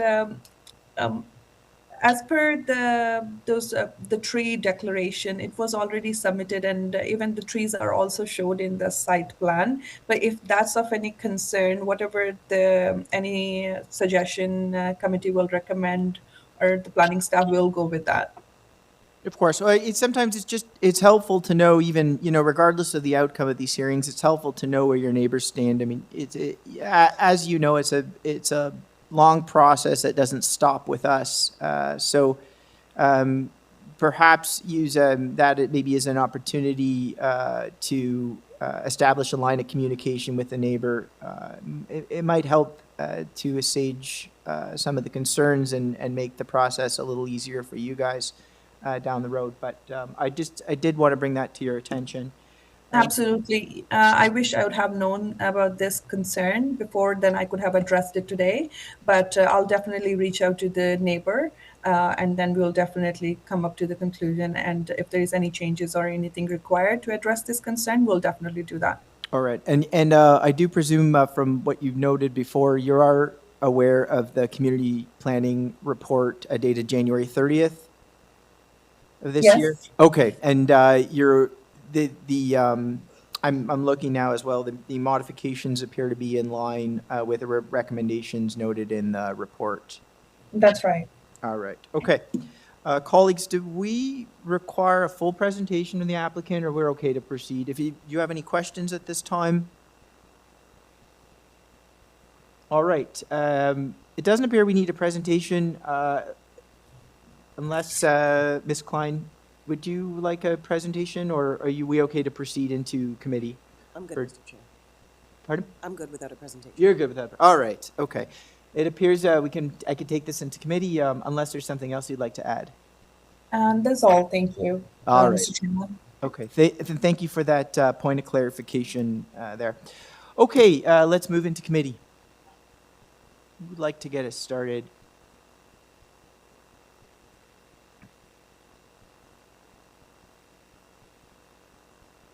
Yes, Mr. Nipville. Thank you, Mr. Chairman. I think that the changes that have been made at the suggestion of the planning department are welcome. I think with those changes, the proposal is quite reasonable, and I personally find it supportable. I would agree. I think without those changes, I'd have some concerns. These lots are not that deep.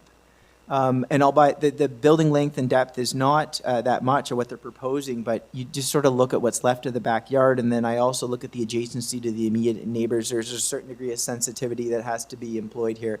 I'm glad to see that in addition to the requirement for the building length and depth, there was a variance with respect to the rear yard setback. And for me, that's sort of what triggered, despite the fact not having the long length and depth, it did trigger that variance. So it's glad to see they've increased that to 8.6 meters, I believe.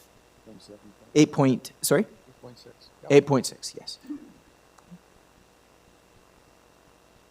It doesn't, no more comments. Maybe we go right to motion, but I don't want to dissuade any members if they have anything to add.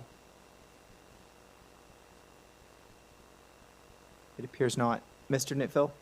Thank you, Mr. Chairman. I'd like to move approval of the modified application. I think with modifications, as I said earlier, this is clearly some a proposal that meets the 4 tests and I think is compatible with the neighborhood.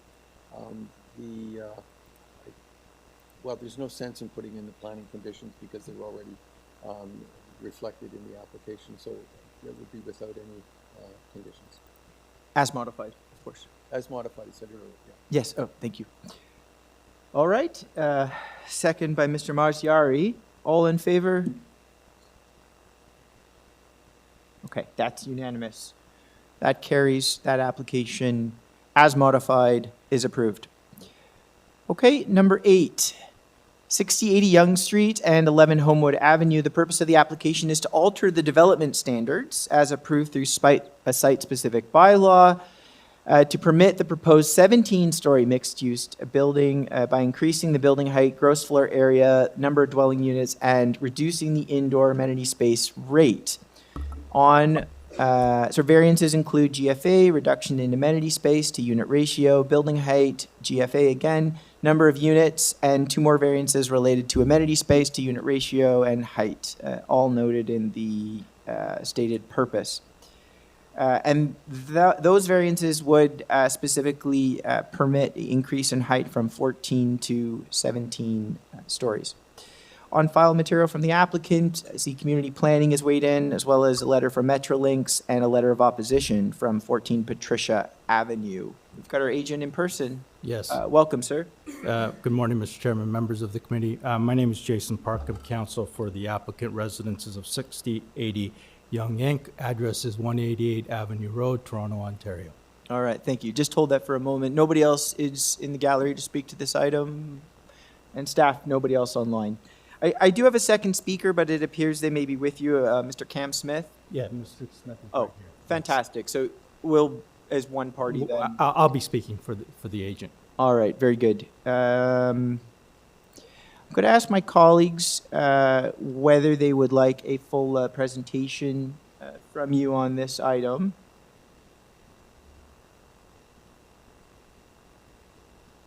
It appears not.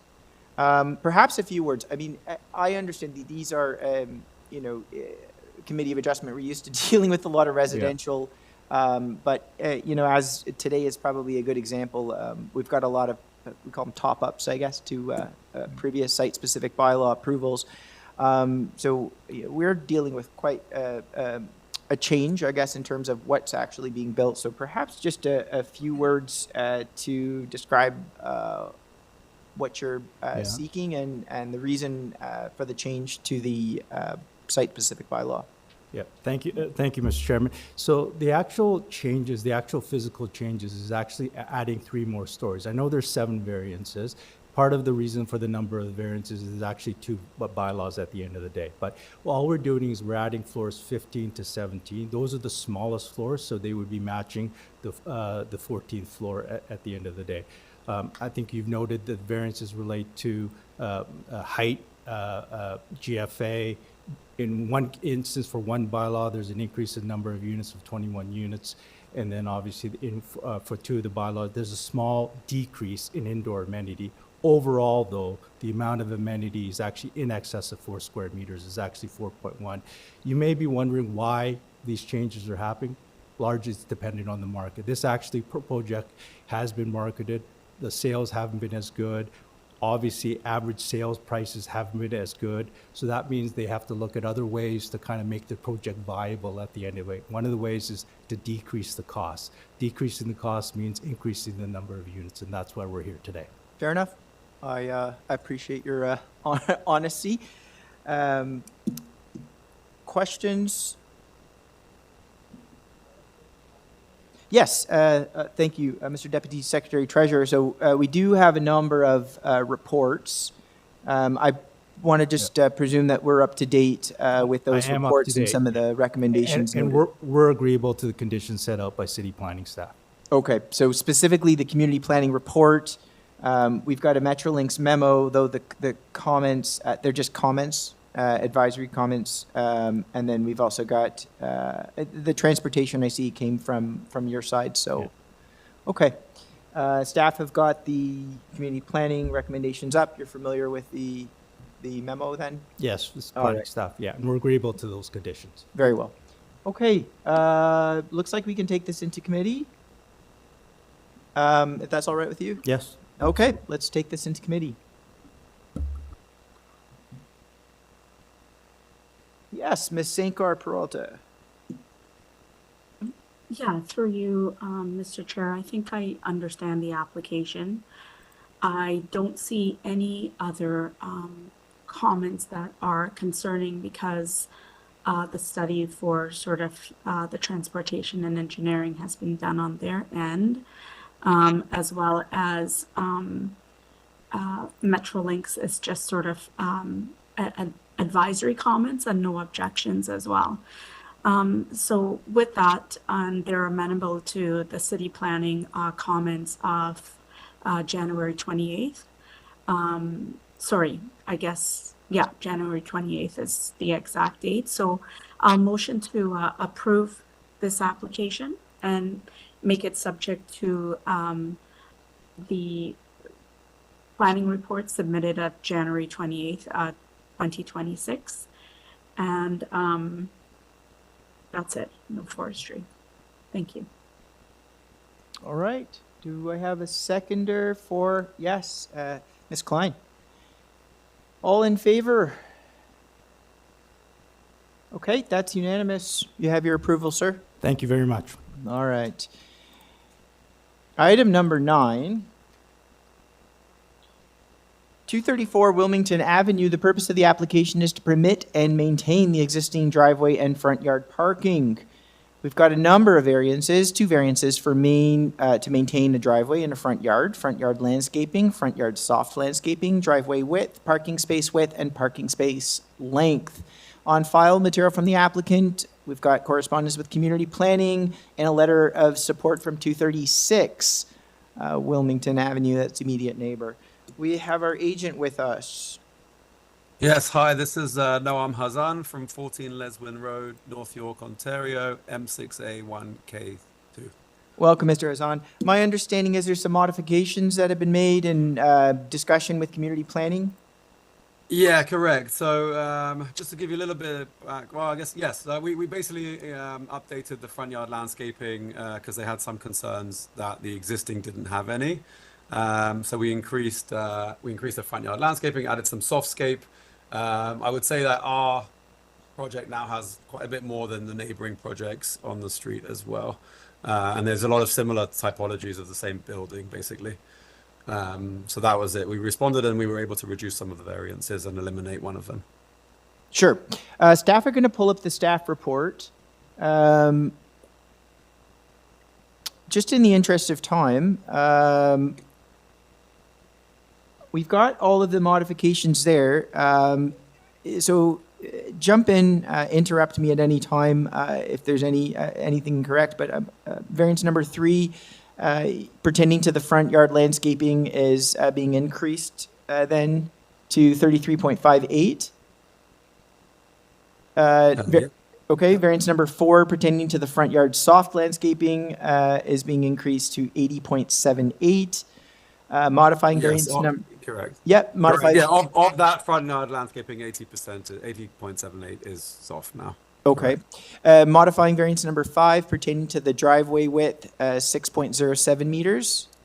And we're going to eliminate number 6 and 7. That's correct? Eliminate request. Yes, correct. Okay. So I've just captured the modifications on the public notice. So staff have noted the changes there that are being made today on the floor. Also, I should ask, if you were to get approval, any concern if we tied the approval to the site plan drawing, the revised site plan drawing? No, I think that's fine. Okay. That makes sense. Dated Jan 27th, 2026. Okay. Jan 27th, yes. Okay. Yes, that's fine. All right, great. Any questions? I don't presume we need a presentation, full presentation? None. All right, sir, if it's all right with you, we can take this into committee for a decision for you. Sure, thank you. Yep, thank you, Mr. Hazan. Okay, let's move into committee. Maybe just start off by saying I'm really glad to see that community planning has done a lot of the work here. I'm not sure this would have been a supportable application without the amendments being made. I think I certainly am satisfied with the changes that were made to help bring it in line with the 4 tests. I don't know how perhaps my other colleagues feel about this one. Mr. Mazziari? I agree with you, Mr. Chair. I think it's a good application, and I'm happy that they work with the community planning. So to me, it's a supportable application, and I'm ready to make a motion. All right, yeah, If my please. colleagues will have. So I Yes. put forward a motion to approve this application as amended, and also subject to the condition of a planning report that the front yard landscaping developed substantially with the revised site plan dated January 27th, 2026. And I don't see any other condition. All right, we have a seconder, Ms. Sankar Peralta. Wonderful. All in favor? All right, that's unanimous. That is approved as modified with condition. Item number 10, 9 Shady Oaks Crescent. Purpose of the application is to construct a new dwelling. Requires 3 variances: front yard setback, lot coverage, and driveway width. On file material from the applicant. We have applicant in person. Welcome, sir. Thank Your you. name and address when you get a moment. Yes, David Mackay, registered professional planner with MHBC, 7050 Western Road, Suite 230, Woodbridge, Ontario, L4L 8G7. All right. I'm going to ask my colleagues whether they would like a presentation on this particular item.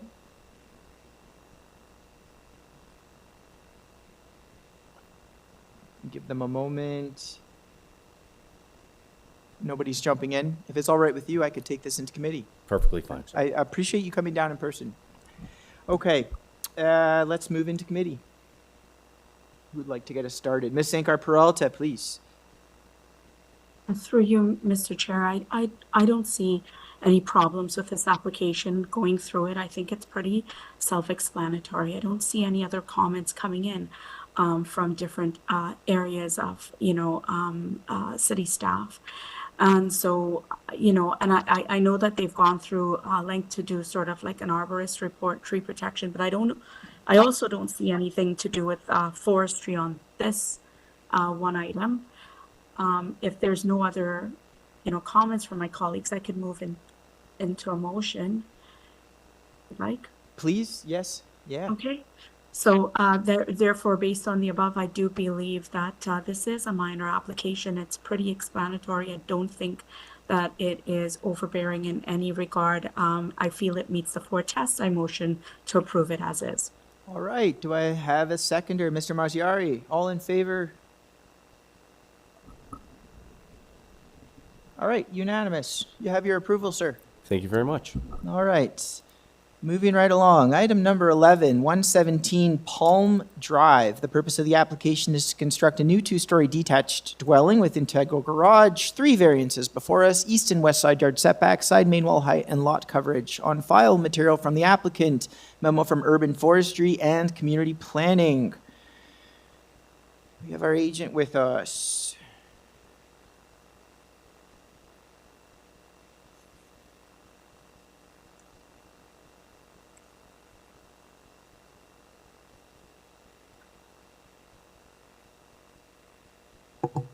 Tommy Chang's unmuted.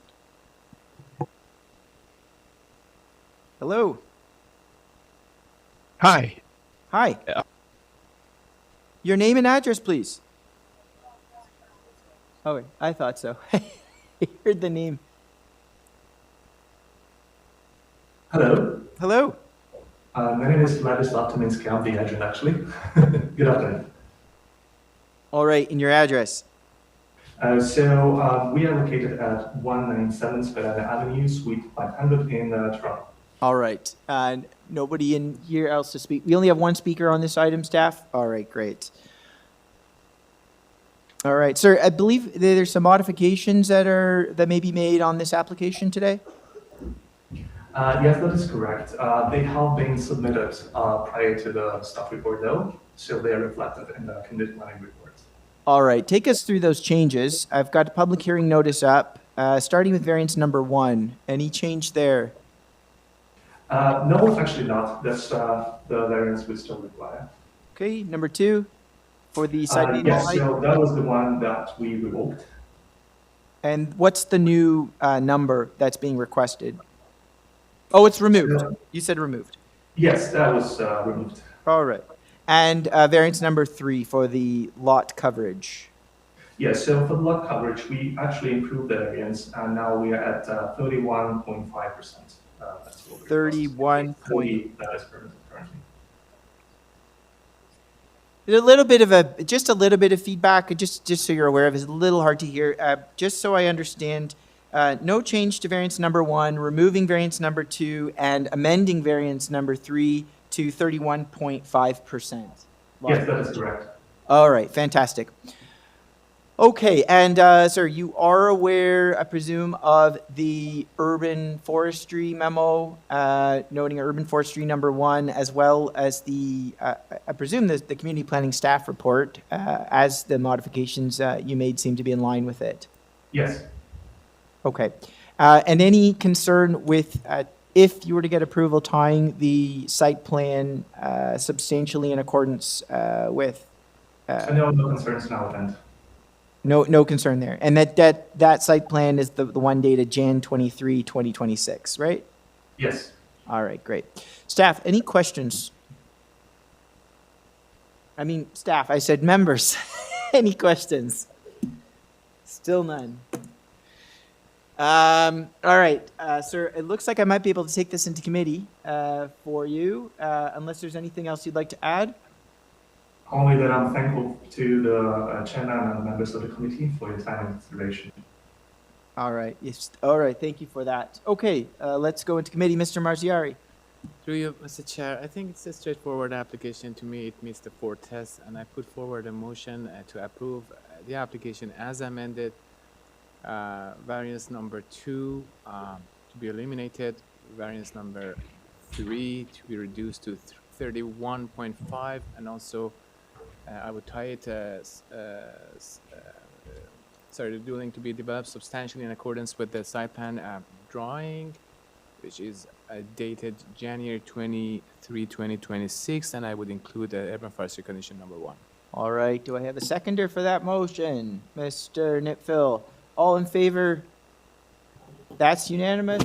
That application as modified is approved with condition. Moving right along, item number 12, 4917 to 4975 Yonge Street. The purpose of the application is to alter the development standard for permitted uses, noted under site-specific bylaw.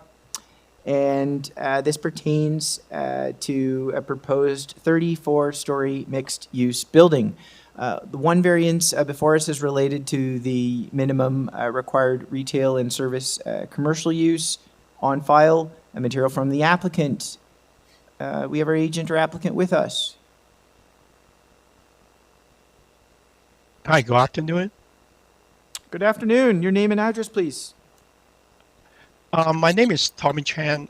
I'm with the Conservatory Group, and the address is 90 Tiverton Court in Markham, and I'm the applicant of this variance application. All right. Hold on there. Sir, which item are you here for? Anybody here for this one? Fantastic. All right, sir. We have another speaker on this. I'm going to ask for a presentation from you. We'll get the 5 minutes up on the screen whenever you're ready. Okay, thank you. We are seeking a variance to bylaw 459/2005, which relates to a restriction on the use on the ground floor. The bylaw under the permitted use section requires that on the ground floor, there must be a minimum of 2 retail and service commercial use in each podium wing to the north and to the south of the building lobby. We are seeking relief from this requirement. In other words, if we are granted a variance, we will not be required to have a minimum of 2 retail and service commercial use in each podium wing. Just wanted to be clear, we are not seeking to add any additional permitted use. We are just looking for flexibility on placing tenants on the ground floor space. The reason why we are asking for this variance is that we started the marketing of the tenant space back in mid-2024. And most of the inquiries coming to us, they were not for retail and service commercial. Because of this requirement in the bylaw, we have been holding 4 tenant spaces vacant, just waiting for any retail or service commercial use tenant to show up. But so far, we haven't seen any major interest. Given all this time, we are not hopeful that there will be any retail or service commercial interest in this space. And because of this requirement, this will force us to keep almost 40% of the ground floor space vacant. And that's why we really would like to obtain the variance to lift this restriction.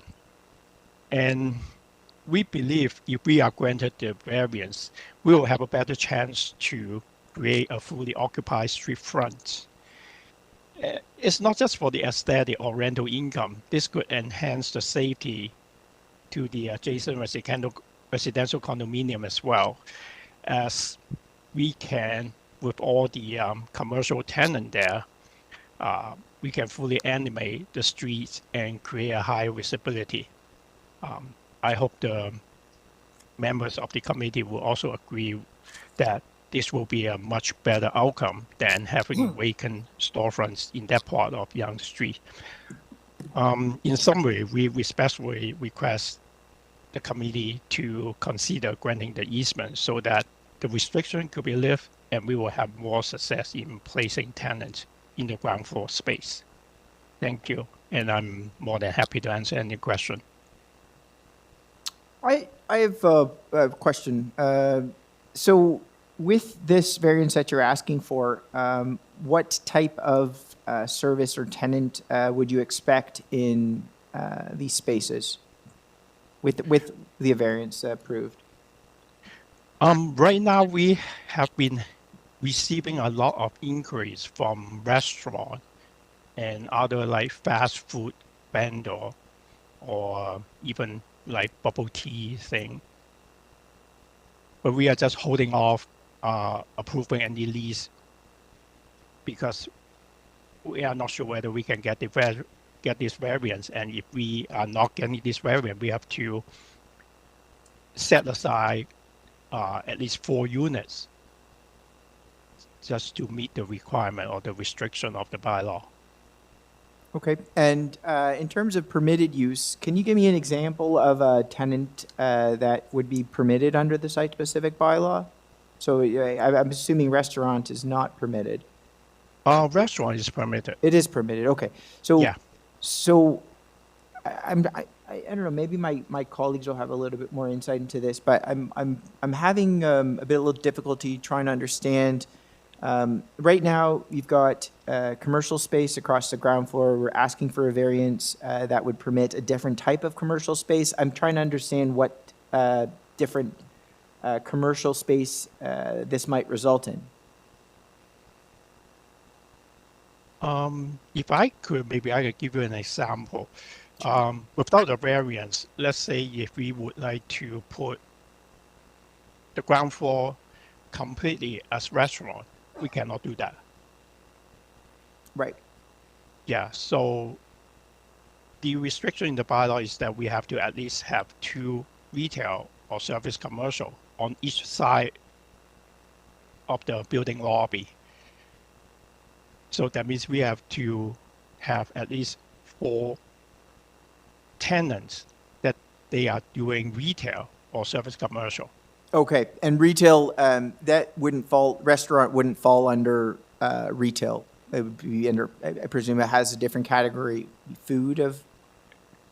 Yeah, in terms of the list of permitted use, they are listed separately. Okay, so you're limited in terms of the type of commercial that you can currently place in those units, and we're looking to perhaps expand on the type of commercial that is able to fill that space.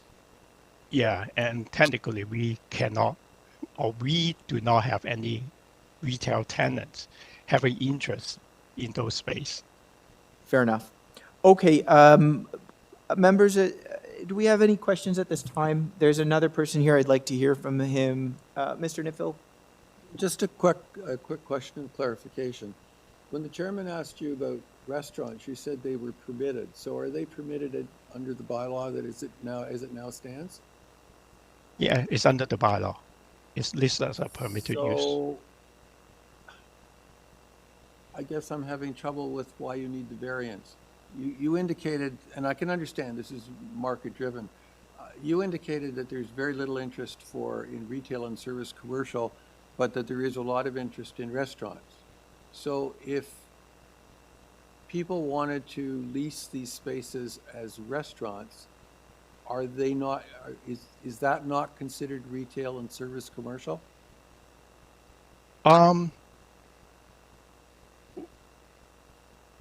Well, I guess it's up to zoning's interpretation, but based on the list of permitted use in the bylaw, if they separate list them, that means they are different. So restaurant, I think from a zoning point of view, will not consider same as retail. But wouldn't it be considered a service commercial use? Yeah, by the same token, if they list those uses separately, I think they will consider them different. Have you discussed this with the plan examiners, or is this, are you guessing this, or is this the advice you've been given by the plan examiners?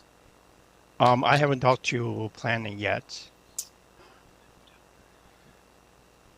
Okay, I guess my question is, I'm not clear that you actually need a variance. I'm not giving you legal advice, but I don't understand the distinction and why.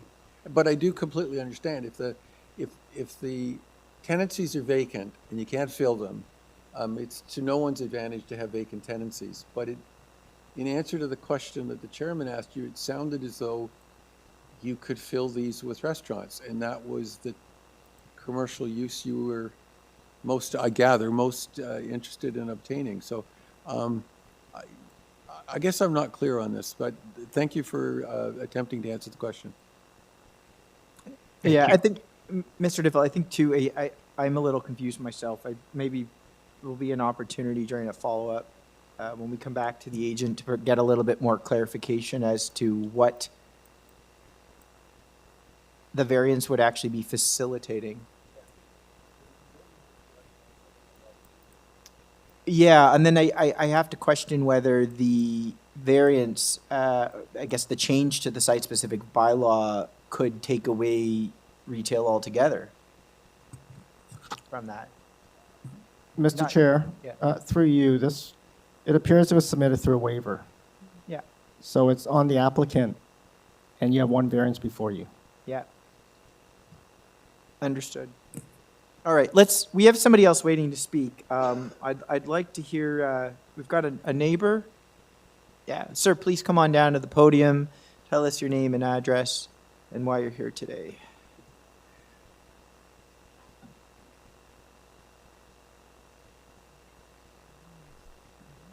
No, there's probably a button there. Yeah, it's on? There you go. My name is Stephen Davis. I'm president of the Royal Canadian Legion, Branch 66.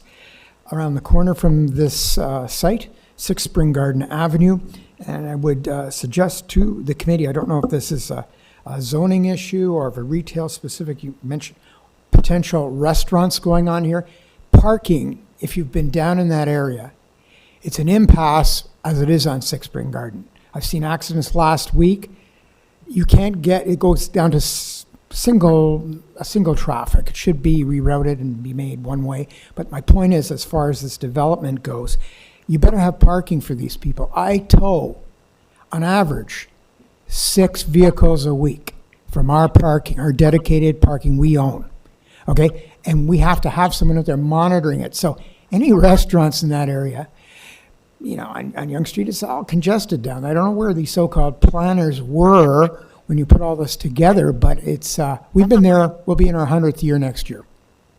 Okay? We're one of the largest service organizations in North York. I don't know what else to say. We're well known in the community, and we have a few hundred members in this community. So that's a consideration as far as the pressures on the community, but also the fact that there's a lot of issues in that area. It's an older area. You look at the water, the parking. We've had 4 floods in the last 6 years because people don't maintain their grease interceptors on the side and the restaurants to the south. That would just, who knows what will happen if they put restaurants. How many restaurants, we don't know.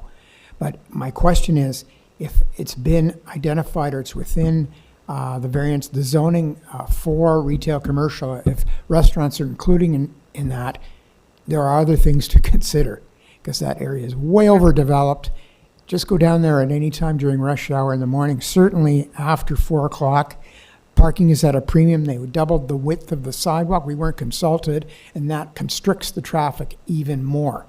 So people can't get with accidents all the time there. It's just a disaster. So when you impact that with additional restaurants, you would see what would happen. It would just be choked. So that's a consideration. I don't know where we stand on. I had to come here and present our views from our organization. I'll report to them this evening. And, you know, that's all. There's very interesting what happens in that area. It's a congested area. It's overdeveloped.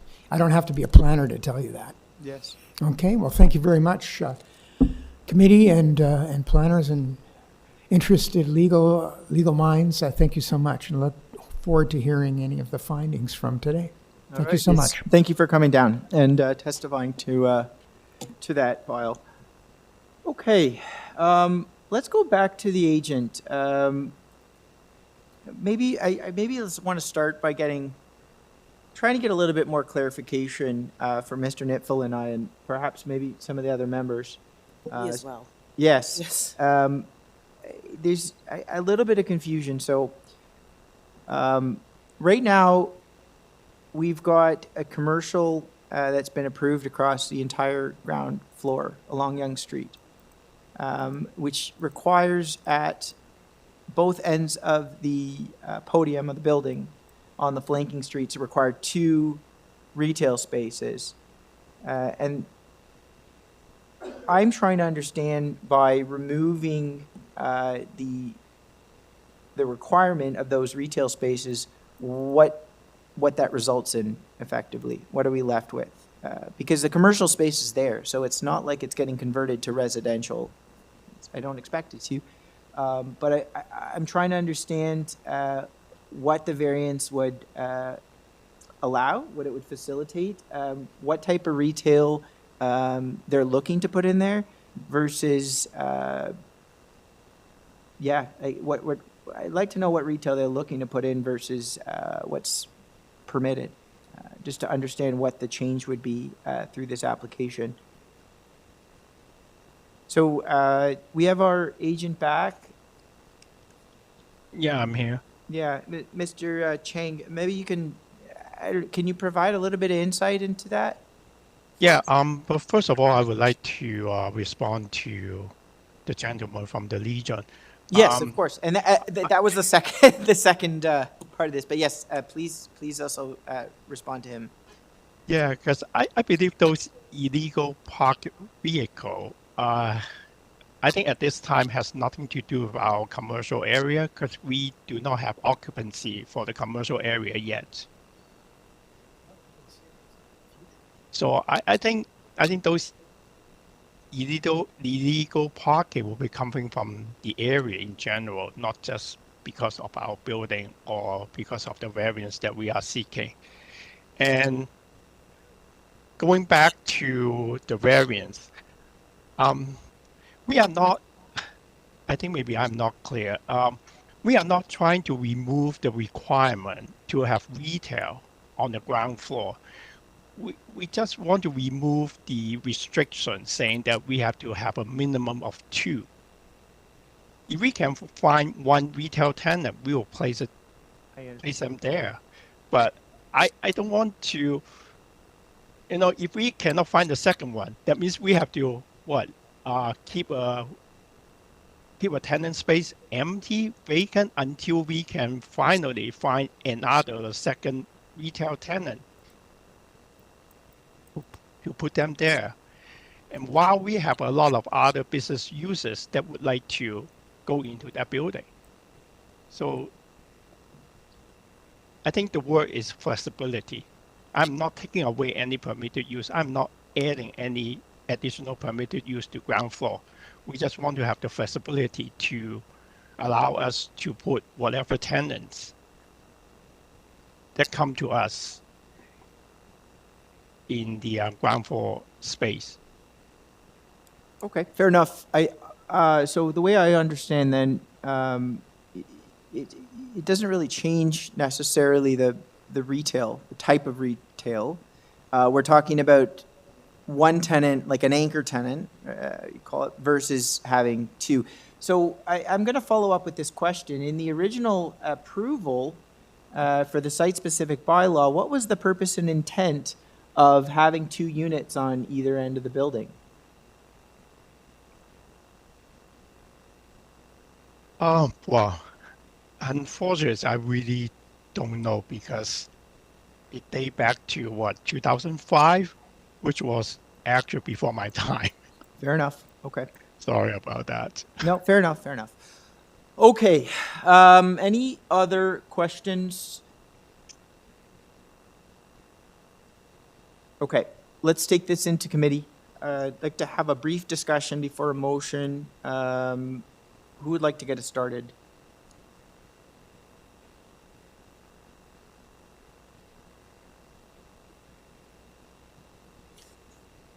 Maybe I'll quickly jump in. I just trying to understand purpose and intent here. The original site-specific bylaw, you've got 2 versus 1. I look at it, you always try to play devil's advocate. I think in terms of the purpose and intent of having the 2 retail spaces is really planning. I think what they wanted was to ensure that the retail was smaller and kind of broken up. It's something that I think comes across more in Toronto East York, where you have a lot of the retail along Yonge Street. They want, rather than have one big box that takes up an entire block, I think purpose and intent is to have kind of finer grain retail along the street that gives you a variety of services and helps with things like walkability, versus having a big box anchor tenant that maybe only provides a specific set of services and uses, and with those you may be more dependent on things like vehicles, right, versus kind of smaller fine grain retail. That's in terms of purpose and intent. I'm trying to understand why 2 was there versus 1. That's my take on it. But I haven't heard anything from community planning on this regarding, so I don't suspect it comes up as a major issue.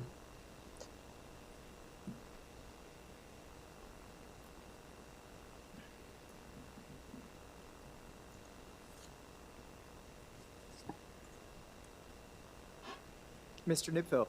Thank you, Mr. Chairman.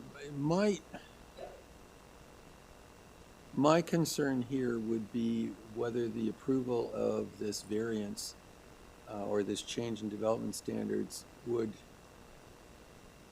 preclude something that isn't currently precluded. And I'm just not clear on the applicant's submission and the wording. What he's claiming is being market driven is changing. I mean, if it's simply that he wants to be able to have one large tenant rather than two small tenants, and your assessment of what the intent was, that'd be against the intent as you described it. Or, I'm not clear. I'm nervous that approval of this would remove something that is desirable, and if it's just the number 2, so you could have 1 or 3 or 5. I'm not clear at all. I don't think the presentation has addressed the issue clearly. Yes, Ms. Mr. Klein. Chair, I'm not satisfied that I clearly understand what the applicant is saying as well, and that there's no possibility for anybody to go in there, so. Yeah. Where I stand, so I agree with Mr. Fair enough. Did you have I am also not clear, but on the positive side, we don't have any negative report from planning, so I think that's something that would trigger my concern. But honestly, I don't understand why they're seeking this variance. The main purpose, but. Yeah. The only thing I understand fully that it facilitates is essentially allowing them to take what would otherwise be 2 units, 2 retailers, and to be able to assign it to a single retailer. So it opens up their options in terms of who they can lease to. If you get an anchor tenant like a Loblaws, for example, right? They need a certain amount of space. I would be more concerned with this in a Toronto East York setting. Where you have buildings that are kind of broken up. You want to maintain that scale and that fine retail fabric along the street. But I also recognize in North York is a little more car driven. You look at this is portion actually of the Yonge right Street place in for front. larger retail. And there's I some think larger this is retail in the buildings, in the new buildings across the street. Where you have a retailer that's clearly taking up 3 retail bays, right? So If this variance was approved, instead of having 4 retail outlets, 2 on each podium, you could actually have 1 in total. yes, but except it would be broken up by the lobby in between. Like, I don't think the spaces physically connect, but you could, and I don't know how planning would treat that if they could be considered two different retailers because they're not connected, but maybe they're the same, but they'd consider it 2 locations. There are too many questions about it. Fair enough. Yeah. Okay. Anybody willing to bring a motion? It's a little concerning. We don't have we're based off a waiver, Yeah. too. Might be a So problem. Yeah.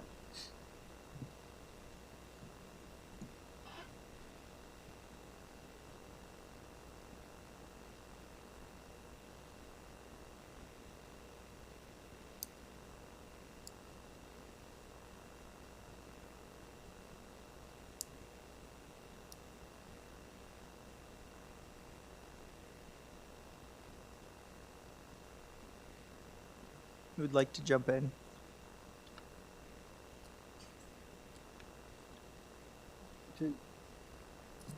Mr. Chairman, to get us started,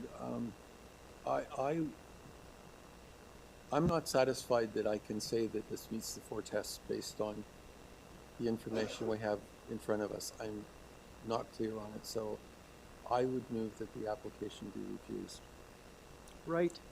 Do I have a seconder for the motion? Yes, Ms. Klein. All in favor? All right. Opposed? by Allison Marziari. The motion carries. The application is refused. All right, number 13.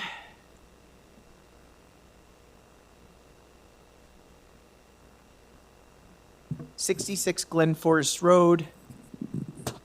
Purpose of this application is to enclose existing front porch. It requires two variances, FSI and front yard setback. On file, material from the applicant. We have our applicant or agent with us. Good afternoon, Mr. Chairman and committee members. I'm Petra Hamann, the applicant, 66 Glenforest Road in Toronto, M4N1Z8.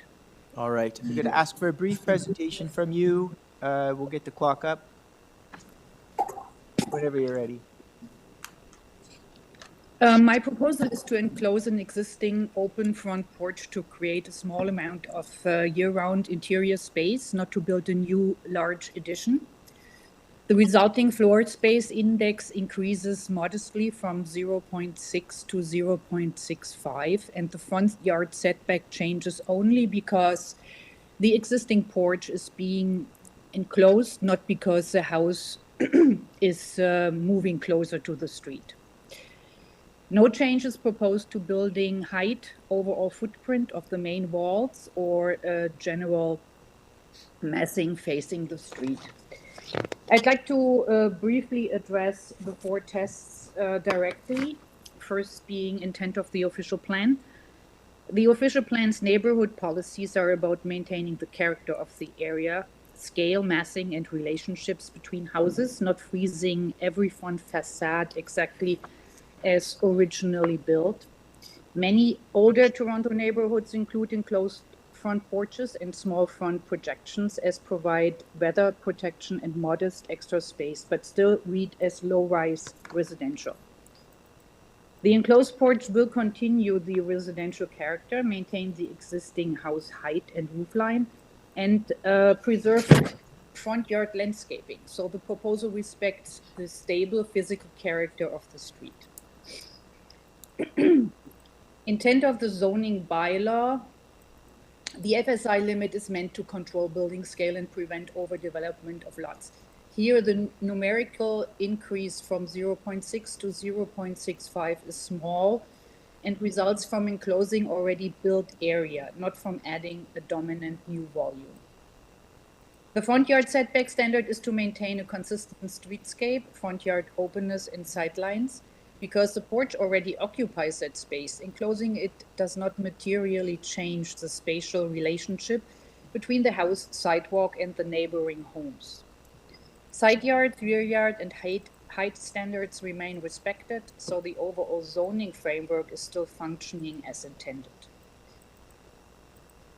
Appropriate and desirable development. The enclosed porch will improve year-round usability of the home, provide weather protection, energy efficiency at the entry, more functional foyer space, without creating overlook, shadowing, or privacy impacts on neighbors. By making the existing entry more functional, the project supports aging in place and day-to-day livability in line with city objectives to allow modest reinvestment in existing housing stock. The change will not increase traffic, noise, or intensity of use. It simply makes the existing small single-family dwelling work better for its occupants. Minor in nature, a 0.05 increase in FSI is a small deviation in density terms and well within what many Toronto committees have historically treated as minor, particularly where there is no change in height or building length. The front yard is already partially occupied by the porch. Enclosing it changes cladding and glazing, not the three-dimensional extent of the structure, so the visual and functional impact of the street is minor. There is no significant effect on sunlight, privacy, or views when compared to the existing open porch, so the impact on adjacent properties is minimal. Enclosed porch, I'm just making a reference to my neighborhood here. Enclosed porches are a common and accepted feature of Toronto's older neighborhoods. They often become part of the established character the zoning is meant to protect. There are enclosed porches or reduced setbacks on Glenforest Road or parallel streets with similar zoning. So that my proposal is in keeping with that pattern and does not create a new or disruptive build form. The materials and the design will complement the existing house and streetscape, so the project reads as a sensitive improvement rather than a departure from the context. That's what I would like to present. All right, thank you very much for that submission. Members, any questions? Mr. Nipville.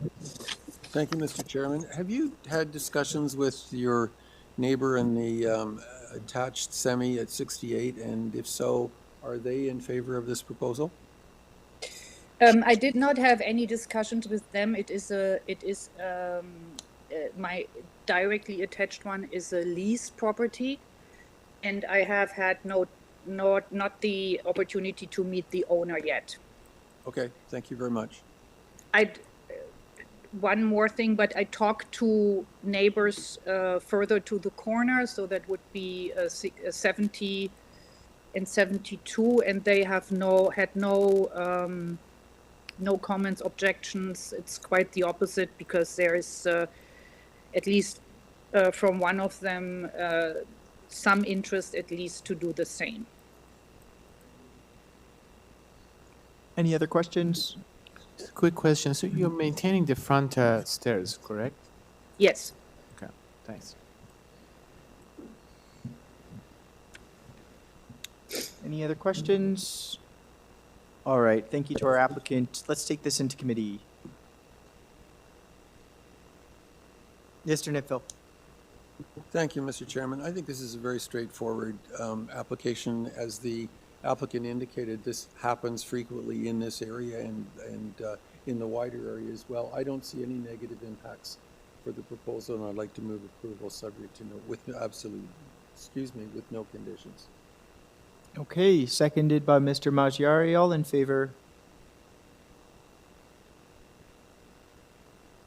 Okay, and then Mr. Allison opposed. So the motion carries, the application is approved without condition. All right, moving on. Last item of the morning, number 14, 40 to 48 Hendon Avenue. The purpose of the application is to alter the development standards as approved by site-specific bylaw for the proposed 11-story residential building by increasing the total GFA, building height and density, and decreasing the residential amenity area ratios. We have a number of variances before us for GFA, building height, building density, and again, ratio of unit to amenity space as noted in the purpose of the application. On file, material from the applicant and a letter from Metrolinx. We have our agent with us. Yes, I am here. My name's Peter Smith. I'm a planner and a partner with Bousfields. And if you need my address, it's 3 Church Street, Suite 200, Toronto, M5E 1M2. And I do have a presentation that I'd like to run through. Yes. Now, I just want to confirm, we don't have any other speakers on this, and we haven't received any response from planning. Given the nature of the application, I'm still going to ask for a brief presentation whenever you're ready.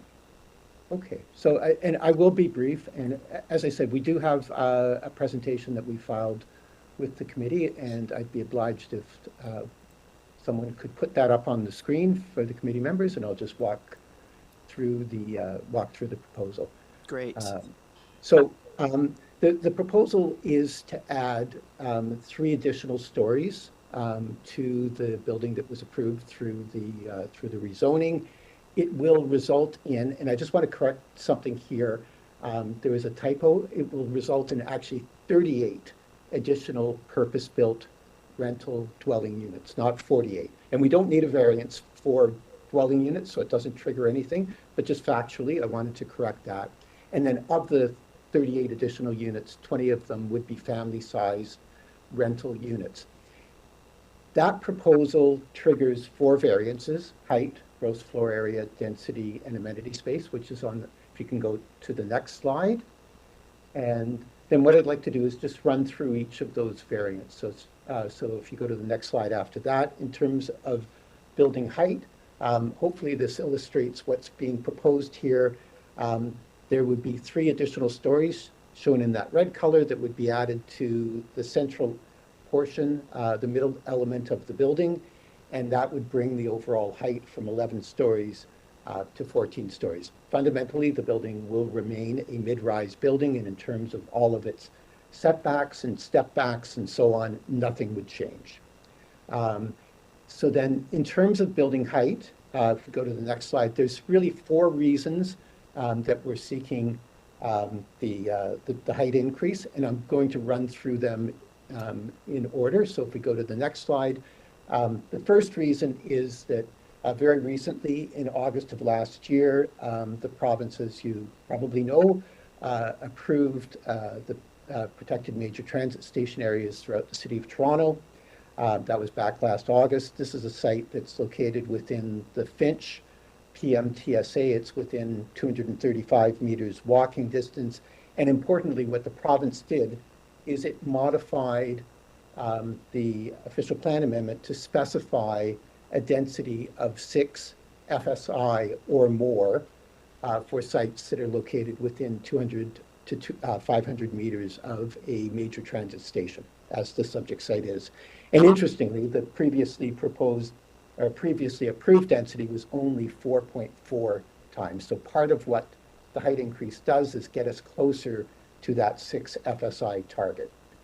The second reason is, as I'm sure you're all aware, this City of Toronto staff have been working on a new secondary plan, just on the next slide, for the North York Centre.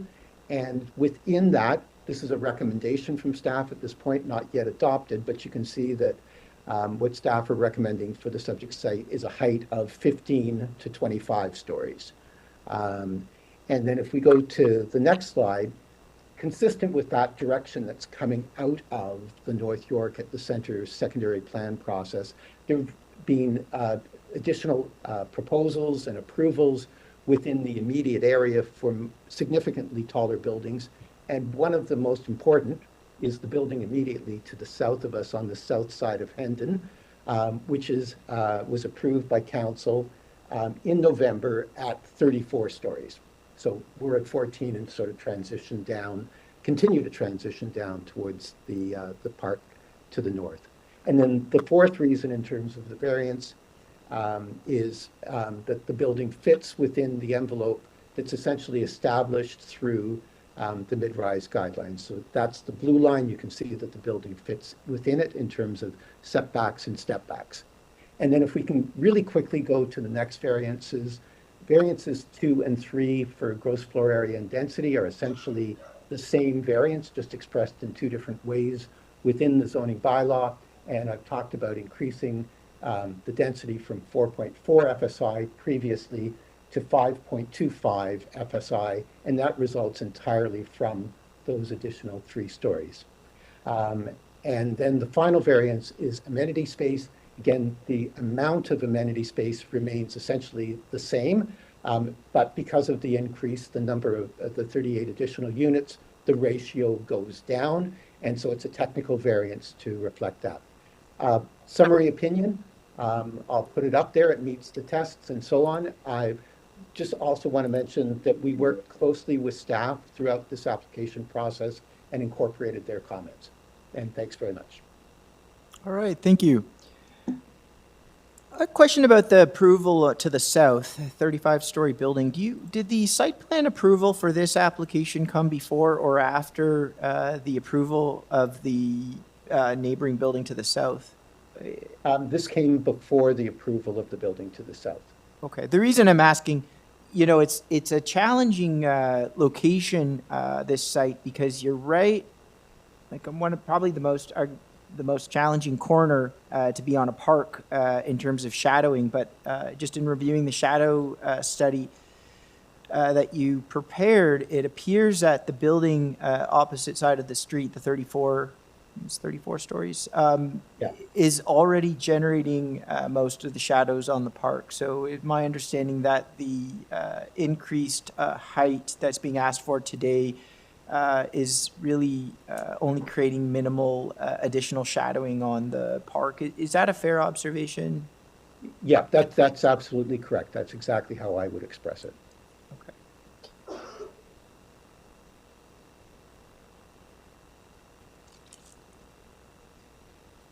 Any questions?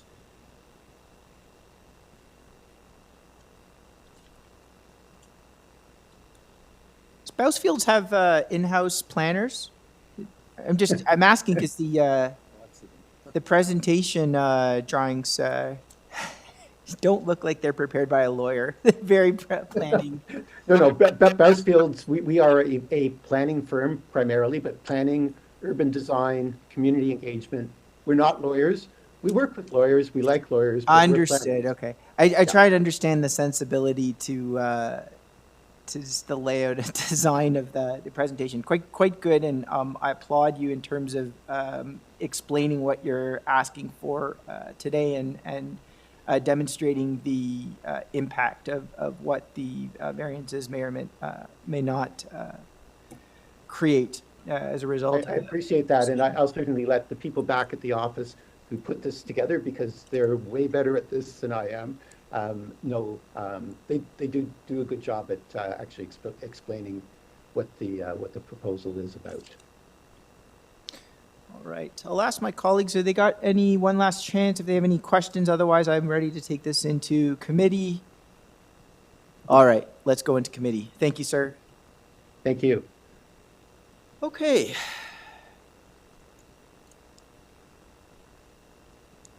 What are our thoughts on this one?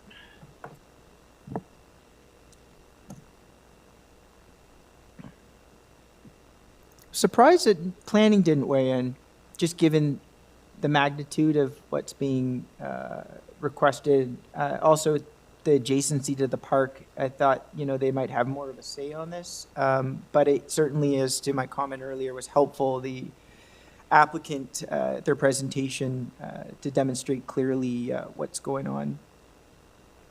Mr. Chairman, as you indicated, it's a very good presentation, as Bousfields usually are. Yeah. Very comprehensive. I think the larger issue here, and the reason why I personally don't have any difficulty with it at all, is it's basically reflecting policy and guidelines that are underway or existing. So it reflects exactly what the planning aspirations are for this particular area of the city, and as such, I don't see that there are any difficulties with it. Yeah. And one might even argue the reduction of amenity space, oftentimes we see a little bit increase in amenity to try to keep those ratios in line. But, given the fact that you're right directly adjacent to a park, the park in itself is not being included as amenity. But I certainly, if I were a resident of the building, that park would probably be the most used amenity space, at least for me. So that maybe that's a little bit of consideration to. Area of the city where there are alternatives. Yes, of course, yeah. If there's no other comments, perhaps a motion.